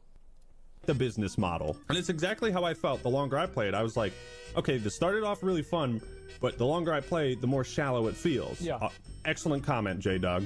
Jesus Christ, it's like looking in the mind of a complete simpleton. 4 stats on an item is too complicated. It's not the amount of stats in item changes, it's what they change, right? Yeah. I don't care about something like plus 420.69% overpowered damage to a vulnerable enemy at a distance on a Monday in the month of November while tap dancing. I don't give a shit There about... are way too many conditionals, and they're not fun to scale at all. He's completely right. He's completely fucking right. A dumb stat like that, okay? I much prefer tangible bonuses like bonus chance to hit or crit, increased armor, strength, vitality. Dude, I feel like... maybe I'm gonna sound like a dumb asshole, but like... I remember whenever I played a Demon Hunter in Diablo 3, and like, there's like crit damage, and there's like attack speed. And it felt really good to get one of them, because it would make the other ones do more damage. The trifecta. And then you would get the quadrifecta whenever you had the main stat on the item as well. Remember that? That was huge. Bonus move speed, mana, attack speed, 5% chance of finding magic gear, you know? I feel like this is done really well in Diablo 1 and 2 and WoW. Also, side note, in Diablo 1 they have some really funny items like Tin Sword of Dyslexia, which gives you -5 dexterity. That's ableist. I can't wait to find the Mask of Obesity. You have to pay to identify items, by the way. So you can just you can get an item that's Give that one to literally druids. worthless. A lot of people pointed out that later areas of the map do have a base level, and in my review I made it sound like you could go anywhere at level 1 and all the enemies would be at the same level. Technically, this isn't really true. However, the way that I played the game, every single quest and piece of content I experienced was at my same level. And So it was designed that way. It was designed for him to have that experience. the point essentially still stands. And then there was people saying I was over leveled for the campaign, which made no sense because the campaign was at my level. Like I didn't fucking grind. Somebody says that Actman actually stole all of his opinions from streamers and other people. Has it ever occurred to you that, like, if you show an apple to 10 people and 9 people say it's an apple, and then the 10th person says, hey, I think that's an apple, maybe they didn't steal it from the other 9 people. Maybe they just took a look at it and they said, this looks a lot like an apple. In a game, I would do side content and then some campaign missions, and I would just go back and forth. You know, a very natural way to play, but somehow that made me over leveled without me even knowing it. Furthermore, even if you start and also, by the way, almost everybody's opinions about this game is informed by other people's opinions about the game. Like, I've watched other people's opinions and I thought to myself, that's a good point. Maybe I'll have to, like, think about that myself. That's normal. Everybody's opinion is like that. Character and want to go straight to Howitzer or whatever, there's no reason to, right? There are no incentives to go to these areas before you're at that level. You only go when the campaign takes you there, right? In Dark Souls 1, you can go down to New Londo Ruins and grab a Firekeeper soul. It's a nice early game strat. There's an incentive to go into an area that you're not supposed to be in yet. And that's the big difference. That's the type of world design I'm talking about. Like, if there were tougher dungeons in Fractured Peaks that offered players alluring rewards, those players might consider doing these tougher dungeons before they're at the same level for it. Like, that's the type of dynamic player choice I'm talking about. And level scaling just completely removes all of that. So I stand by all my points on how bad scaling is, but I wanted to clear up that technicality. Ah, I knew there was something fishy here. Played D1 and 2, but skipped 3. Now, how many times have we heard any of these D2 nostalgia crackheads have a sane argument about why D4 is bad, except for it isn't the same? Not once. I don't know, man. You kind of hit the nail right there. Like, they are crackheads because they've been playing the game for over 20 years. So if I were making a game where I wanted people to play a long time, that's the demographic of people I would consult. Yeah, you would want to talk to the crackheads. That's a good point. And also, like, what I think is funny about this is that almost all of these arguments don't actually refute any statement that was made. They're just like, you are wrong. You is wrong. You say wrong thing, not right. Nope. Like, there's never like a, you know, you're making this point about scaling. I think this is wrong because, you know, whatever, right? It's never about that. It's always these general statements that, nothing but yeah, but arguments. Yeah, there's no substance to it at all.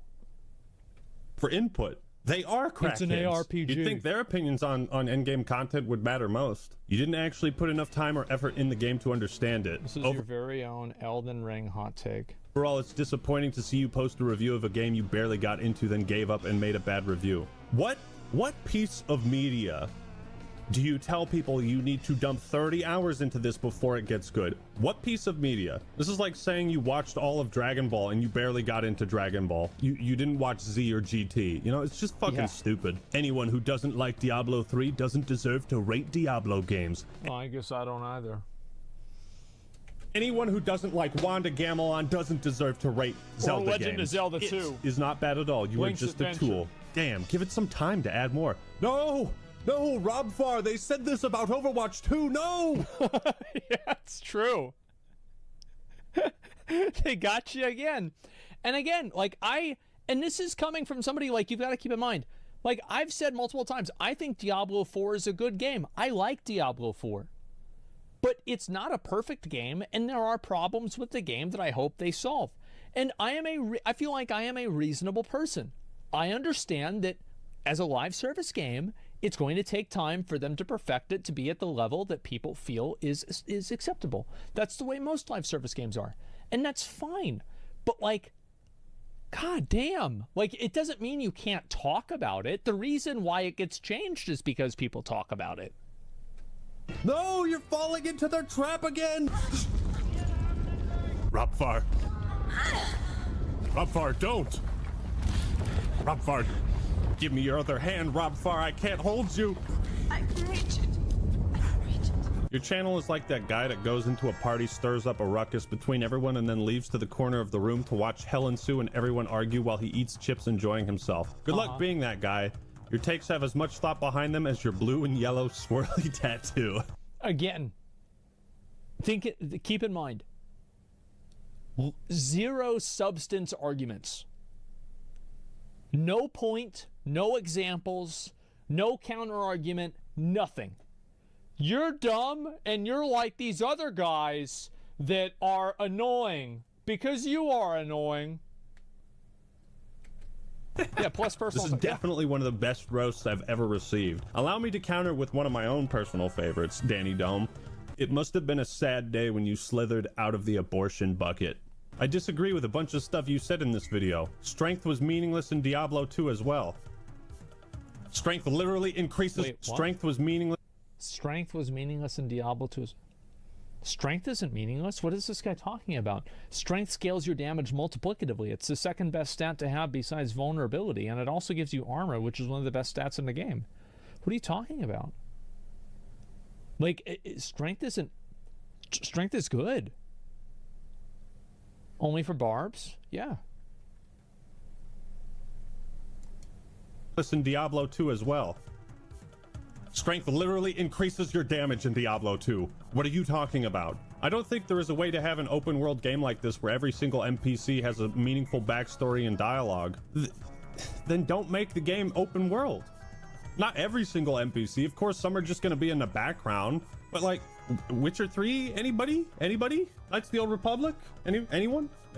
People are not going to sit down and read the backstory of every single blacksmith in the game. Well, then don't fucking write it like it's a codex. Present it in an interesting way, maybe. Maybe tie it to a quest or something. Oh, I don't know. Level scaling seems like it's necessary for couch co-op. Getting rid of it probably does more harm than good. This is one thing I do want to point out, that it's cool that you can play Diablo 4 with someone in the same... No, I actually agree with that point. I think level scaling is more positive than negative. I know a lot of people disagree with me on this, but I just think, again, Diablo 4 is made for a very casual audience, and for that casual audience, level scaling is more positive than negative. Room. But if level scaling is necessary for couch co-op, then why is it turned on when I'm playing solo? Show me your NM 100 plus in hardcore and Uber in hardcore, then we talk. If not, your opinion is suck. Suck my dick. There are quite a few comments of people saying, well, if it's so easy, why didn't you play hardcore? Okay, you're conflating difficulty with punishment. There's no fundamental difference between playing normal and hardcore. The only difference is that if you fuck up, you can't play that character anymore. Yeah, well, I don't... Yeah, why would anybody do that? It's not more... Yeah, and by fuck up, he means Blizzard servers go down. Challenging, it's more punishing. First thing you complain about is being online constantly. Just another offline cheater trying to mod and hack their game? What the fuck? Sounds like this is his first Diablo game. So many players who have no idea how a Diablo game works complaining to get... Wait, wasn't Diablo 3 the only other Diablo game that has online only? Like, I don't mind online only. I don't really care. I feel like it's not a big deal. Like, most people have working internet connections. Who gives a fuck? But, like, Diablo 2 isn't online only. I don't think Diablo 1 is either. It changed. Yeah, D4 was my first Diablo games. These ones don't exist. Dang, that's a very strong opinion coming from someone with 0 Diablo videos on a sponsored video for a trending topic. But surely you made it to endgame? Care to post a video of your level 100? Do you have to post gameplay videos before you can critique a game? You should have tried Necromancer. The moment I realized I'm stuck with 6 skill slots and 2 of them are to summon, it made me really lose interest in the game. Very true. I heard that. Is that true? The Necromancer? Yeah, Necromancer. It's not even 2 skill slots, because you have your Golem as well if you want to do summons, and then so you have your Golem, you have your skeletons, and I'm missing one. Where's the third one? Golem, skeletons, mages? No, because you summon skeletons with mages as well. So it's just 2. Okay. Just have to sacrifice 2 slots for like skeletons and golems? That sounds really fucking dumb. Barbs have to sacrifice 3 slots just for a fucking buff. My problem with Diablo 4 is everywhere I go, I hear season this, that, and the other. But it's all hurry up, get the map opened, get the statues, get the waypoints, the skill points, get the points, get the things. Hurry up, season 1 is coming. Go, go, go, keep playing, keep playing. Only to find out if you want anything out of seasons, you make a new character, start your game progress all over, and haul ass through the seasonal content before the next season comes out every 3 months. Want to know why the... It does seem problematic, right? That Diablo 4 is targeting a extremely casual audience with a very rapid seasonal progression model. It's like, so how are you going to get all these people that are like these super casual dads to play the game seasonally every 3 months? Right? I mean, I could definitely see that. The design is the way it is. There? Yeah. Diversity. I think that's the last reason why the design is the way it is. Diablo 4 is actually a woke, propagandized mess. That's because I can see why he says this. It's because there's women in the game. Big problem. I know it's annoying, but you know that's how fucking companies are nowadays. Subtle hints at progressive ideology litter every scene. Well, I think he's bringing up the point that there are black people in the game. Yeah, because like that's, you know. I think that's going to do it for today. We saw some good takes, some bad takes, some truly unhinged takes. We saw a lot of gatekeeping, a lot of people coping, agreeing with me that the game is bad, but somehow saying that it's okay. Right. What do you think? Let me know your thoughts and opinions in the comments below. Like the video if you enjoyed it. This is the Act Man signing out. Peace. Okay, I think that was pretty fair. The truth is that a lot of the comments that people make in these videos, so many of them are just completely unsubstantiated. Totally unsubstantiated. This is a very good video, and I'm really glad to see people calling out this lazy, brain-dead discourse. And like, you know, Diablo 4 is the gift that's going to keep on giving, by the way. Like, something's going to be wrong with the season. Something's going to be wrong with other stuff. Like, it's going to be so problematic. It's the only fact argument that matters. Yeah, I played and I had fun. Well, the thing is that if you played and you had fun, then you don't need an argument for why that is. But if you tell somebody else that they're not entitled to the way that they feel, I think that you need to have an argument for that. Does that make sense? So, like, he can have his opinion. It's not a big deal. Same as any of the chatters, etc. But whenever you come into someone's space and you tell them what they have to do, it's hard to create argument to his review. He was too much subjective and only saying this is bad and Diablo 2 better.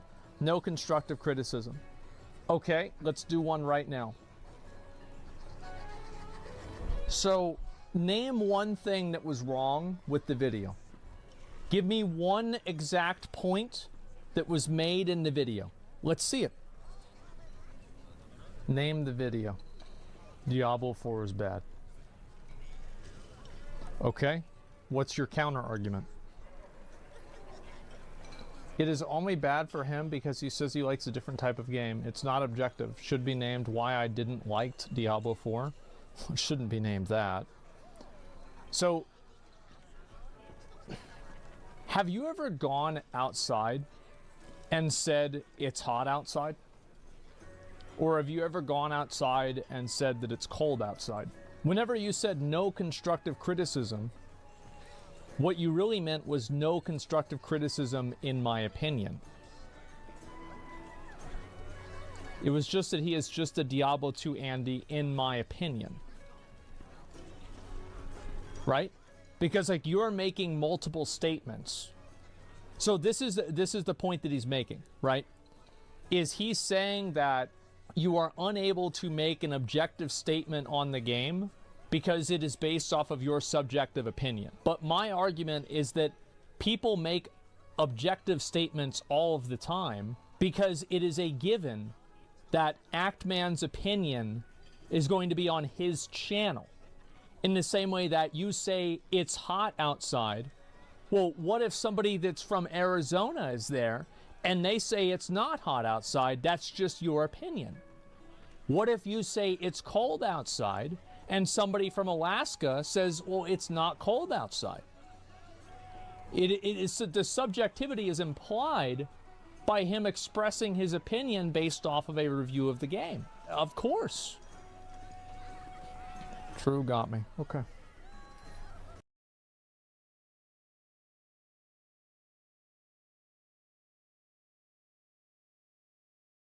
Diablo 4 somehow got worse, and so did Blizzard. Here we go. People been wanting me to watch this. We're getting around to it. We're getting into it. Let's do it. Well, thank God we built you. What a blessing for the community. Do you understand that it is actually statistically harder for a team to be this consistently bad than it is for them to occasionally accidentally be good? The probability is staggering. Do you have any idea how low our expectations are? I don't believe this, because if he was a real sports fan, he'd be setting a car on fire. Oh, no, never mind. He watches, I think this is like football. It's not soccer. Never mind. Factory of sadness! So, are you willing to admit I was right about Diablo 4? Mm-hmm.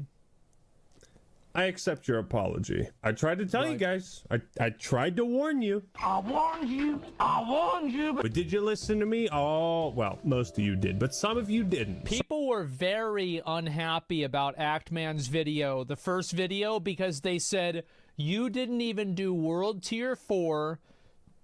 You don't know what you're talking about. And the game gets so much better. Some of you held on to hope. You poor fools. I was eager to see what Blizzard had planned for Season 1 and how this new season would go over with fans who were still playing the game.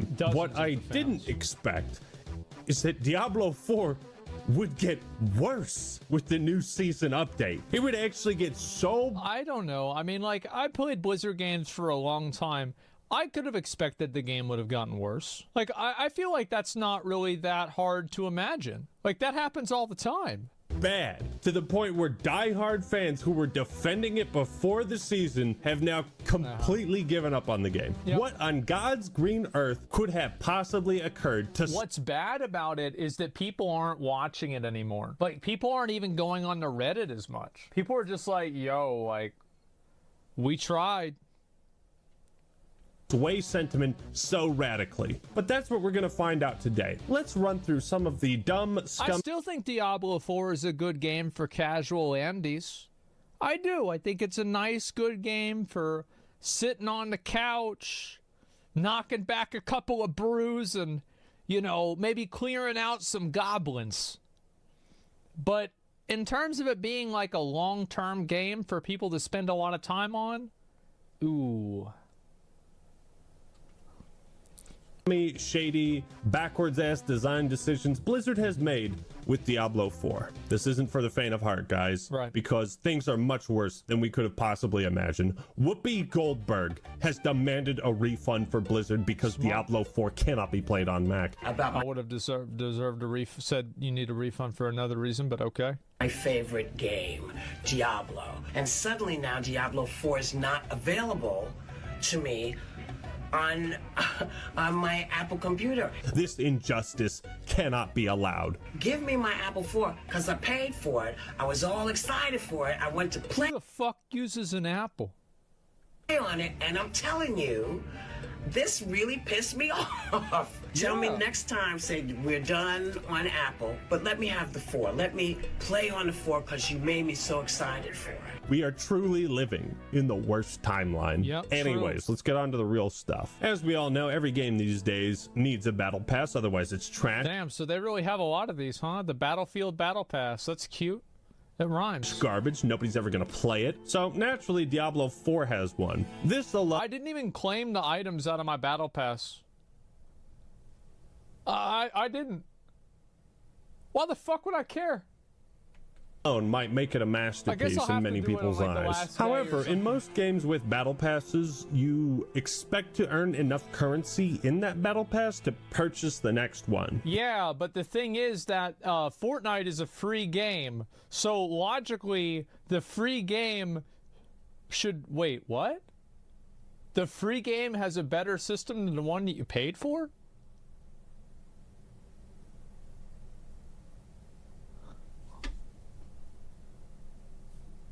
Well, shit. It's kind of a nice reward for players who don't spend money, but I've been watching Summit play this game. I've thought about playing Halo again, man. I have. Invest the time so that they can get the premium rewards in the next pass. Or, you know, you can use the currency to buy specific items, skins, emotes, whatever. They have crafted what is quite possibly the scummiest, dirtiest battle pass ever. If you complete the Season 1 pass, I don't even know if this one is that scummy. I just think it's another one. It's just another dick in the salad. Is it a particularly large dick? No, it's just another dick. You earn 666 Diablo fun bucks. Yeah. I see what you did there. 666. Yeah. Ooh, that's so cute. Except you can't purchase fucking anything with 666 coins in Diablo 4. Man, you guys should really hire a fucking... How much does it cost to buy the battle pass in coins? How much does it be? 1,000? So if you buy a battle pass with 666 the second time, that would mean that you would have 666 times 2, which would be, let me just, like, sometimes I do it, sometimes I don't do it. Minus 1,000 plus 666. So you would be 2 platinum off of being able to buy a second battle pass in the 3rd season. Ooh. Oh, you're just so close. Come on. Don't you want to spend just a little bit of money? Don't you want to just put in a couple of if you do that and you don't buy the special pack, you're not getting a bonus. So you're losing money unless you buy the expensive pack. So what do you want to do? You want to lose money? Oh my fucking god. Fourth grade math student, because your math is awful. This, of course, is the same scummy tactic Microsoft used to use with Xbox points before they... I'll have you know, I have one of these little cards, like, glued to my wall. Xbox Live Gold membership. Ditched that concept in 2013. A decade old. Yes, it is that outdated. To play Halo. What Blizzard is doing right now. They create a currency, they create that currency's value, and then they make a fucked up conversion rate, so you never have exactly as many points as the thing you want to purchase. I will say it again, and I will say it again after I say it this time. There is no benefit to the consumer that prices are not always shown in the local denomination of the used currency. And in fact, the only purpose these secondary currencies provide is to obfuscate the true price of what you are paying. And I think that something that is fundamentally built off of obfuscation and confusing the customer should not be legal. There is no benefit to the customer that there are premium currencies in games that make it harder for you to understand what you're spending your money on. And if it was up to me, it would be fucking illegal because it is fundamentally deceptive. And I believe that you should not be able to actively deceive your customers. You should not be able to do that. Then do something about it. Or call up Ted Cruz. That is by design, so you will always feel the need to purchase more points. But Blizzard took it a step further than that. Oh boy, they had been thinking months and seasons ahead with how fucking scummy this is. As one Reddit user points out, if you try to use... I fucking saw this, yes. I see, that's how I knew the numbers came out, because I read this fucking post whenever it was made. I read this fucking post. Yep. Coins to only buy battle passes. Look at this math. With a price of 1,000 coins per battle pass, getting 666 coins means that on your second pass, you'll have 1,332. Great. You can get a battle pass and have 332 coins left over. However, on the Season 3 pass, getting 666 coins means you will have 998. Exactly too short of getting another battle pass. This is wild to me because even in just spend a little bit of money and you'll get it again. Call of Duty, they give you enough credits in the battle pass to buy the next one. Somehow, the battle pass gets worse though, because if you purchase the ultimate or deluxe edition of D4, well, it's safe to say you're probably a hardcore fan. You deserve a nice reward for spending that little extra bit of money. So they gave players a premium battle pass, one that Blizzard themselves said could be redeemed for any season. What's that? Maybe you don't like the current season gimmick of Malignant Hearts and all that? Oh, that's fine. You can redeem the pass later. However, if you scroll to the seasonal page, it will highlight the Activate Premium Pass option. So if you hit A by... Well, okay, so this is... All right, a little... Let me actually let him finish, and then I'll clarify after he explains it. Accident. Oops. Let's see if it counted. It's this dude. No! No! No! I love how he tries to turn the game off. Bro, of all the things that you can't cancel, you bet your fucking ass buying the battle pass is one of them. If that thing activated... Did you make it crash, or did the game actually just crash? The game actually just crashed. I hope it crashed and it didn't activate it. Like, if that's a one-click activation, fuck you, dude. It crashed, you didn't close it? I don't know what I expected. Yeah, it makes sense. Oh, no! Oh, no! Fuck you! They ask you how you are, and you just have to say that you're fine when you're not really fine, but you just can't get into it. You've just redeemed the battle pass. Oh. Well, so it was better. It was like basically on consoles. This was not the case on PC. We checked. But it was the case on consoles that there is something that is referred to as a dark pattern. And a dark pattern is whenever your cursor or your selector is automatically located on the button they want you to press. And the dark pattern of the Blizzard Battle Pass thing was to automatically put pre-watched. Oh, fuck. He says this? Okay, well, I'll just let him Boy, that's so unfortunate. All right, what a bad stroke of luck you just had. Tee hee. Looks like Blizzard just made a little fucky wucky with the battle pass in the UI. Isn't that so cute? Yeah, it's cute how fucking desperate you are for people to keep playing this game. You have to resort to using dark patterns. Are you fucking kidding me? What the fuck's wrong with you? How do your business practices continue to get more scummy? How do you get worse over time? It's kind of impressive to the point to where I want to see what they do next. One day we will get the announcement for Overwatch 3. And that will be a beautiful day. What is a dark pattern? A dark pattern is a UI that is specifically crafted to trick users into redeeming things, purchasing things that they otherwise wouldn't have, right?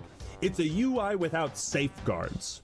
When you click log out of RuneScape, it takes 2 clicks instead of 1. So you don't do that by mistake. This is the most basic fucking concept when it comes to user interface design, but it's surprisingly missing in this game. Well, it's not surprisingly missing. It's only missing with the Battle Pass. Now, Epic Games used a dark pattern in Fortnite that they ended up having to pay over $500 million for. Yeah. $275 million to the FTC and $245 million to refund players that were tricked and duped into paying for things they otherwise wouldn't have. Obviously, this isn't as bad as what... Oh, by the way, today also Apple lost a lawsuit and they owe $500 million to people whose phones were intentionally slowed down due to planned obsolescence. I read about that today. And so we've actually had a number of these consumer rights W's. This is awesome. Epic did, but it's the same intention. This would be like if you hit the add to cart button on Amazon and it just purchased it for you and refused a refund. Nope. You click the one button. Nope. You're stuck with it. Blizzard is also refusing refunds, right? This is what they said. Once claimed, a Diablo 4 Battle Pass cannot be revoked. Customer service is unable to assist with removing or reissuing already claimed passes. I don't know why they couldn't just... Well, I do know why. It's because it would cause them to lose money. What am I thinking? Of course they could undo this, but no, of course they're not going to do that. Like, yeah. What was... I'm so stupid. Go fuck yourself. The amount of predatory practices in Diablo 4 is so outrageous at this point, I'm surprised Chris Hansen hasn't shown up. You want to explain yourself? It's not predatory. You already paid for the Battle Pass.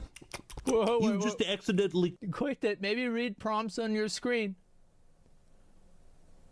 I mean, there's some truth to this, but it would be good if there was a confirm button, right? Like every single other online purchase. Clicked it. Maybe read the prompts on your screen? Objection! Not predatory, you say. Accidentally clicked. It shouldn't be possible to misclick something like this. That's what the UI designers are for. That's what safeguards are for. Are you sure you... Well, keep in mind also, on consoles, the default, icon was selected on Redeem Battle Pass. So if you just press the menu and pressed A, it would register the key press before you could even see what happened. So this is actually, that argument is actually not even true. Want to redeem the Battle Pass? Pressing button X dismantles the gear. Oh, bro, he watched the video. Isn't enough to prevent him from doing it. And so we actually ended up adding a safety mechanism that you don't just have to tap a button to dismantle your gear in Destiny, you have to press and hold the button, and the more valuable the piece of gear, the longer you have to hold it. This was such a good video. In their Season of the Malignant blog post, Blizzard says this: if you purchase the Deluxe or Ultimate Edition of Diablo 4 and want to redeem your Battle Pass for this season, navigate to the Season section of the shop and select the option to activate your Battle Pass. If it ain't predatory, where's the fucking option? This is one of the scummiest things I've ever seen Blizzard try to pull. No, it's not. it's really not. I mean, they've done way worse stuff. Like, the Overwatch thing was way worse than this. Like, increasing the prices of the BlizzCon tickets to, like, $900 was, like, fucking insane. Let's see. Diablo Immortal. I would say this is in the top 10, but I don't know if it's in the top 5. I mean, you've got to keep in mind, like, there were some really bad ones. Oh, the AWC money. Yes, that was so big. Oh, my God. Actman's in chat. Actman, did you hear about this? The AWC money? This is a Warcraft drama, so I bet you might not have heard of this. No, I did not. Wow. So Blizzard puts out a toy, and this toy is supposed to be an item that you buy to support the players of the AWC, the Arena World Cup, that's the PvP tournament, and also the MDI, Mythic Dungeon Invitational, the PvE Dungeon Tournament. And players said, and everybody, Blizzard said, that this money would go to the players, and it went to the players at a rate of 25%. 75% went to the company, which I sheepishly fucking defended because that's the same percentage that Dota takes for their contribution packages. I said, you know what? That's fine. This is industry standard. I'll let it happen because at least Blizzard is trying something. Well, Blizzard did try something.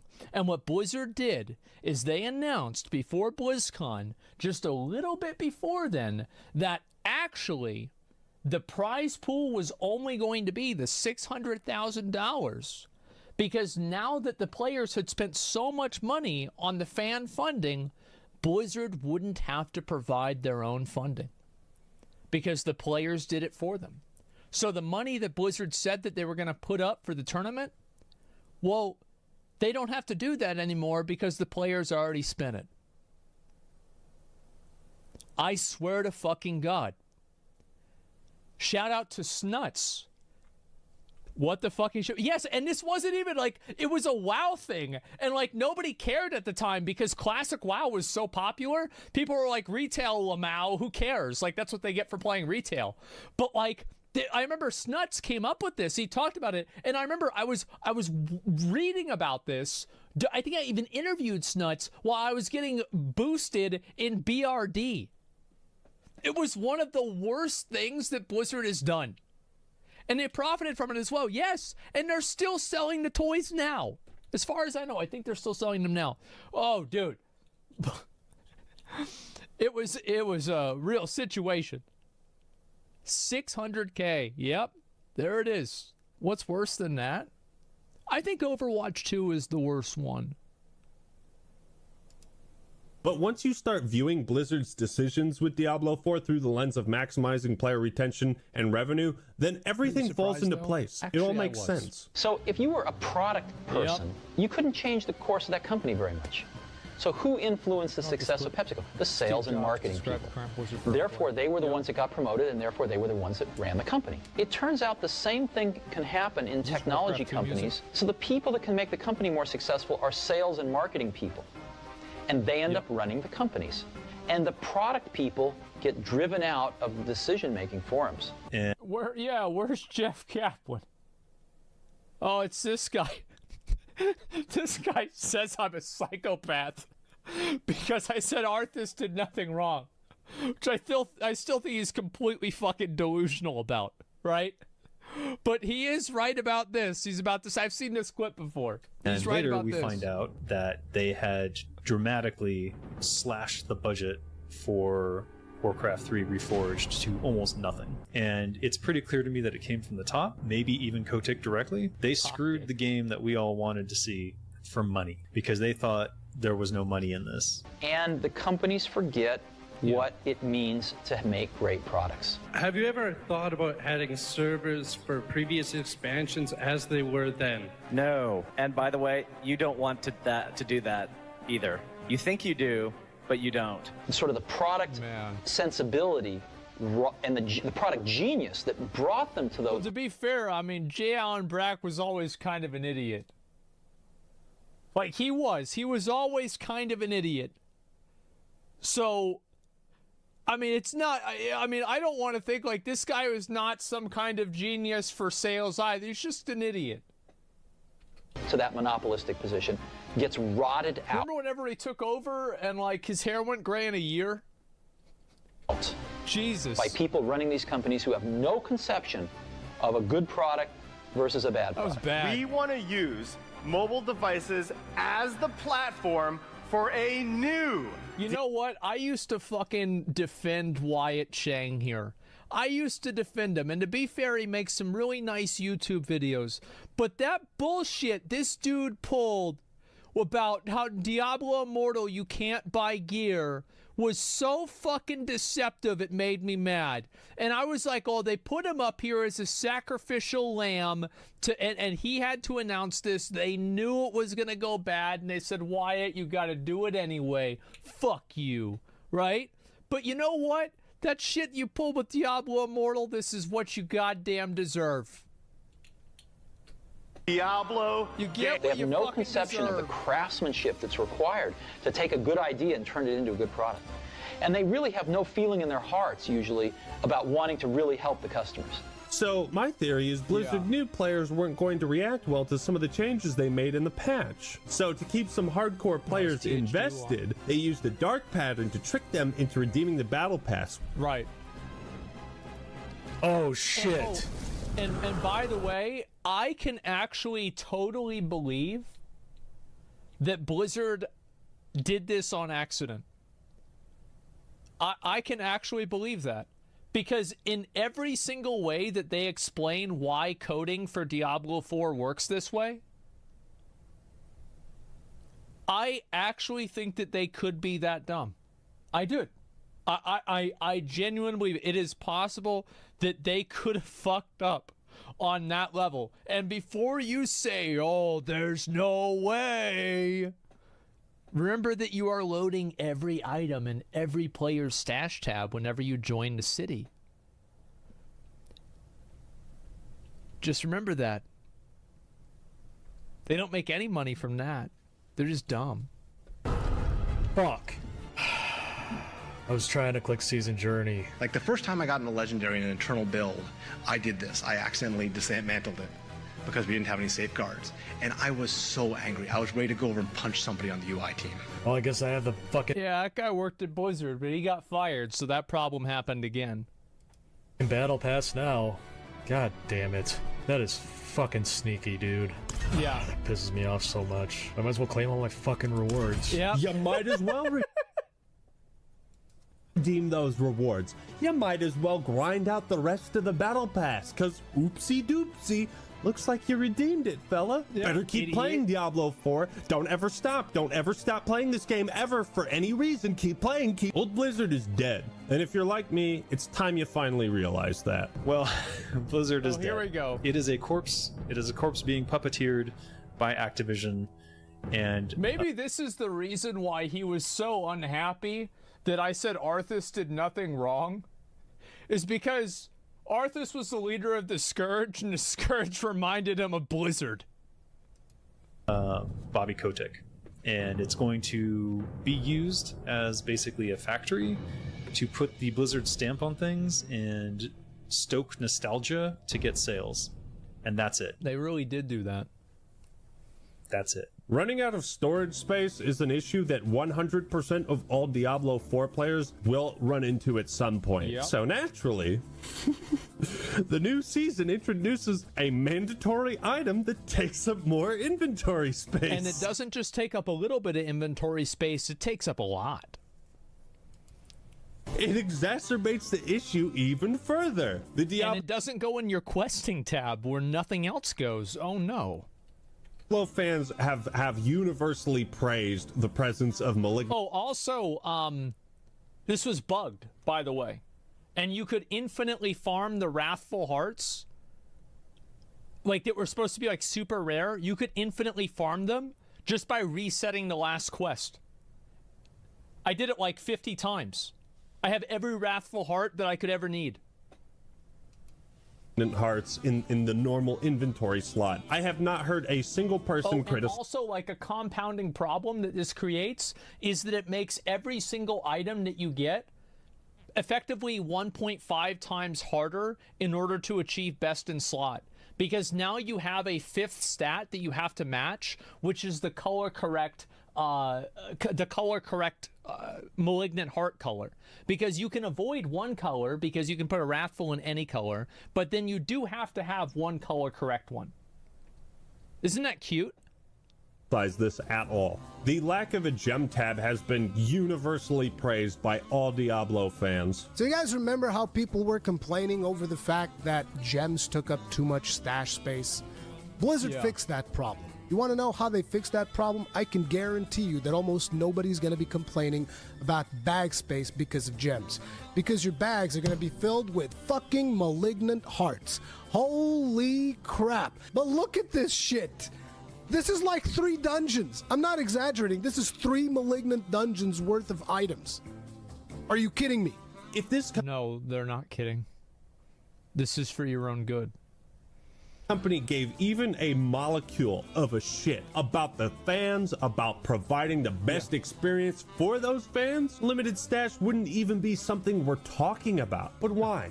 Why is the stash space such a contentious issue? Well, it's the same reason they made teleport cost 2 seconds longer. Blizzard is trying to milk every single microsecond of playtime out of you. The less storage you have, the more time you spend micromanaging your inventory. Look at my stash.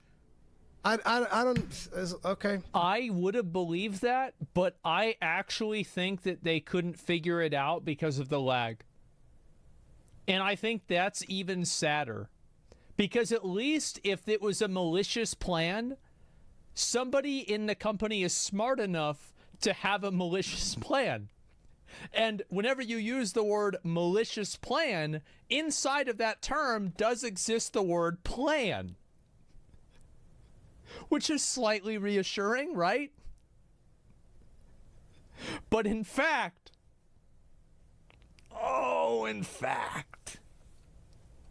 whatever, I guess we're supposed to spend even more time fucking around with our stashes. Blizzard, can you just cut the shit? Why are you playing stupid fucking games with me and the rest of the Diablo fan base? Why are you wasting your time trying to trick me and the rest of us into playing this game? Have you ever thought about making a good video game? No! And the game is so fun, I want to keep playing it? Whoa!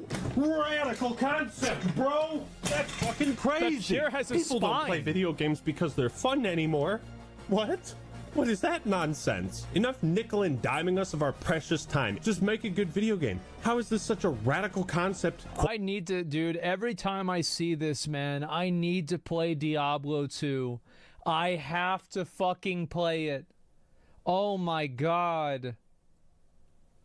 Quality of life.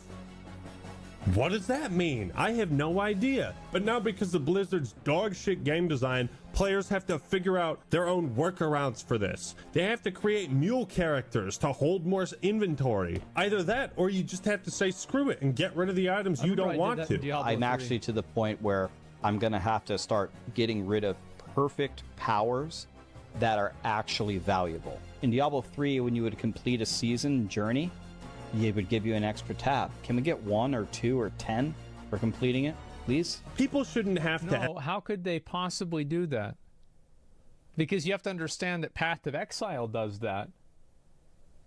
But, oh wait, no, Path of Exile is free. Oh, huh. It makes you think. Really makes you think. Ask for a scoreboard in Battlefield games. They shouldn't have to ask for a Slayer playlist in Halo. And they shouldn't have to ask for adequate storage space in a game that is all about collecting fucking loot. And the worst part, there's not a Slayer playlist in Halo? Wait, is this a joke on release? No.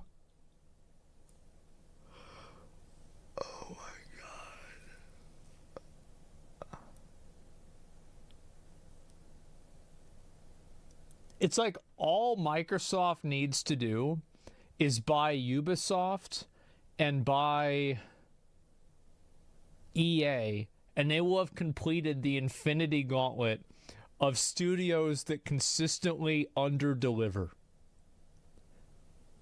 They can snap their fingers and make a battle pass out of nothing.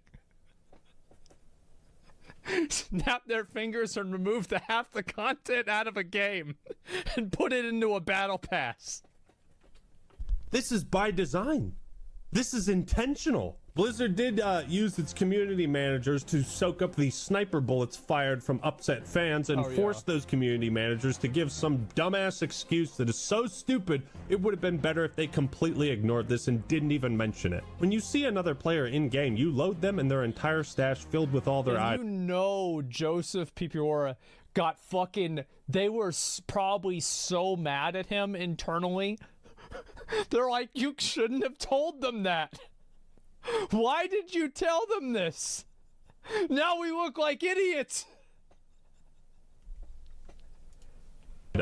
This is no different than when 343 said they couldn't add a Slayer playlist to Halo Infinite because of UI limitations with the game right now and the way a number of playlists that are exposed.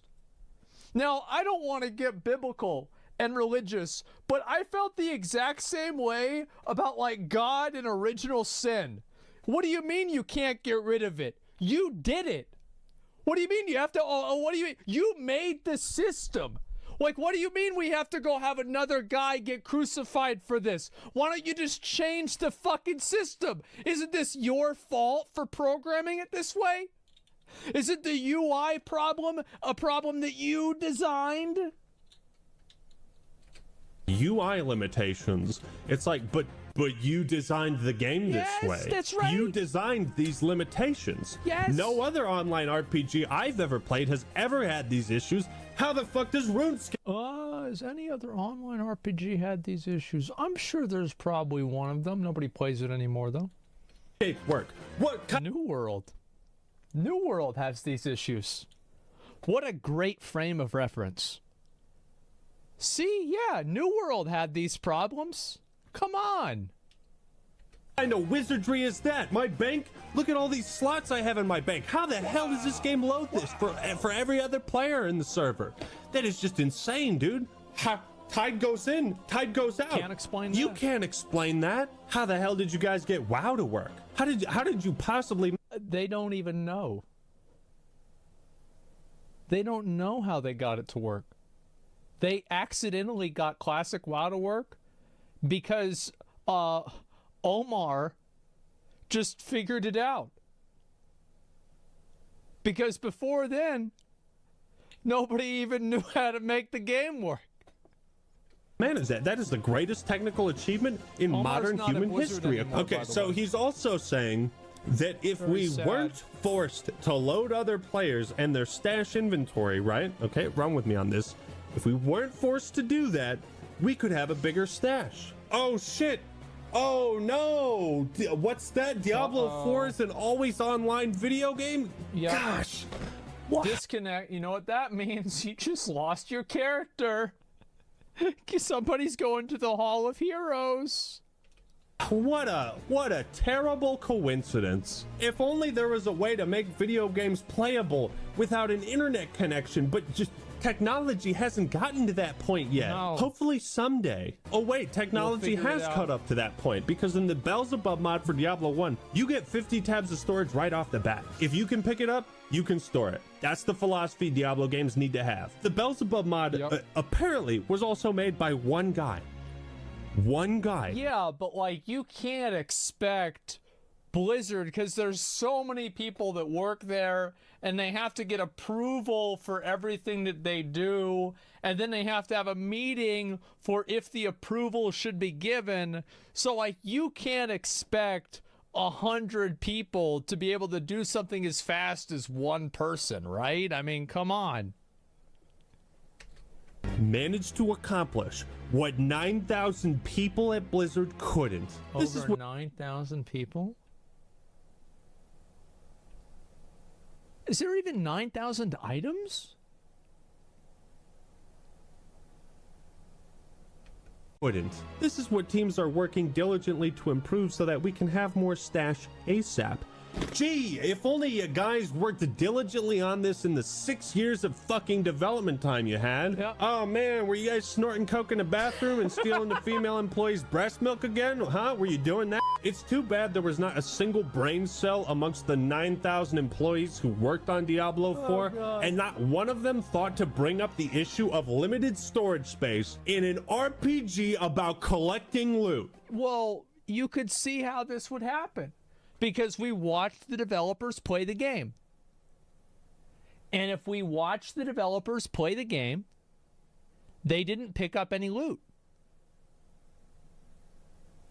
So, actually, it's probably not an issue.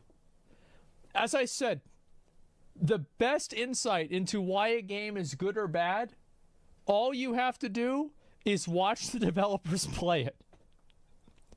PoE 2. There's 90 new bosses, and we're going to have a dev, which, by the way, doing it in front of like 300,000 people live is pretty stressful. And he died a couple of times, but he fucking killed it. And you know what? Remember the Final Fantasy? Yeah, the Devil May Cry guy for Final Fantasy 16? He just showed up. He's like, all right, yeah, I'll beat it. It's no big deal. And he even, by the way, if nobody watched that, he actually held his damage way longer than he had to, just so he could kill the boss while it was staggered, while he was in limit break, by using the Remua ultimate attack as his final attack for combat. He actually could have beaten it way easier, but he didn't do that. Yeah, Yoshi P, who's the developer of Final Fantasy XIV, has a level 90 of every class, and his main is the hardest class to play, which is the Black Mage. Not one. You expect me to believe you hired fucking vegetables to make this game? Well, yeah. Yeah, I believe that. Yep. No. Obviously, that idea is so outlandish, it can't possibly be true. So the real reason the stash is so limited is by intention. And then they say they're gonna try to introduce a gem tab in later seasons. It's gonna take time. Why are you guys so efficient? Why do you guys work like a well-oiled machine? I wonder what works faster. A local government trying to fix a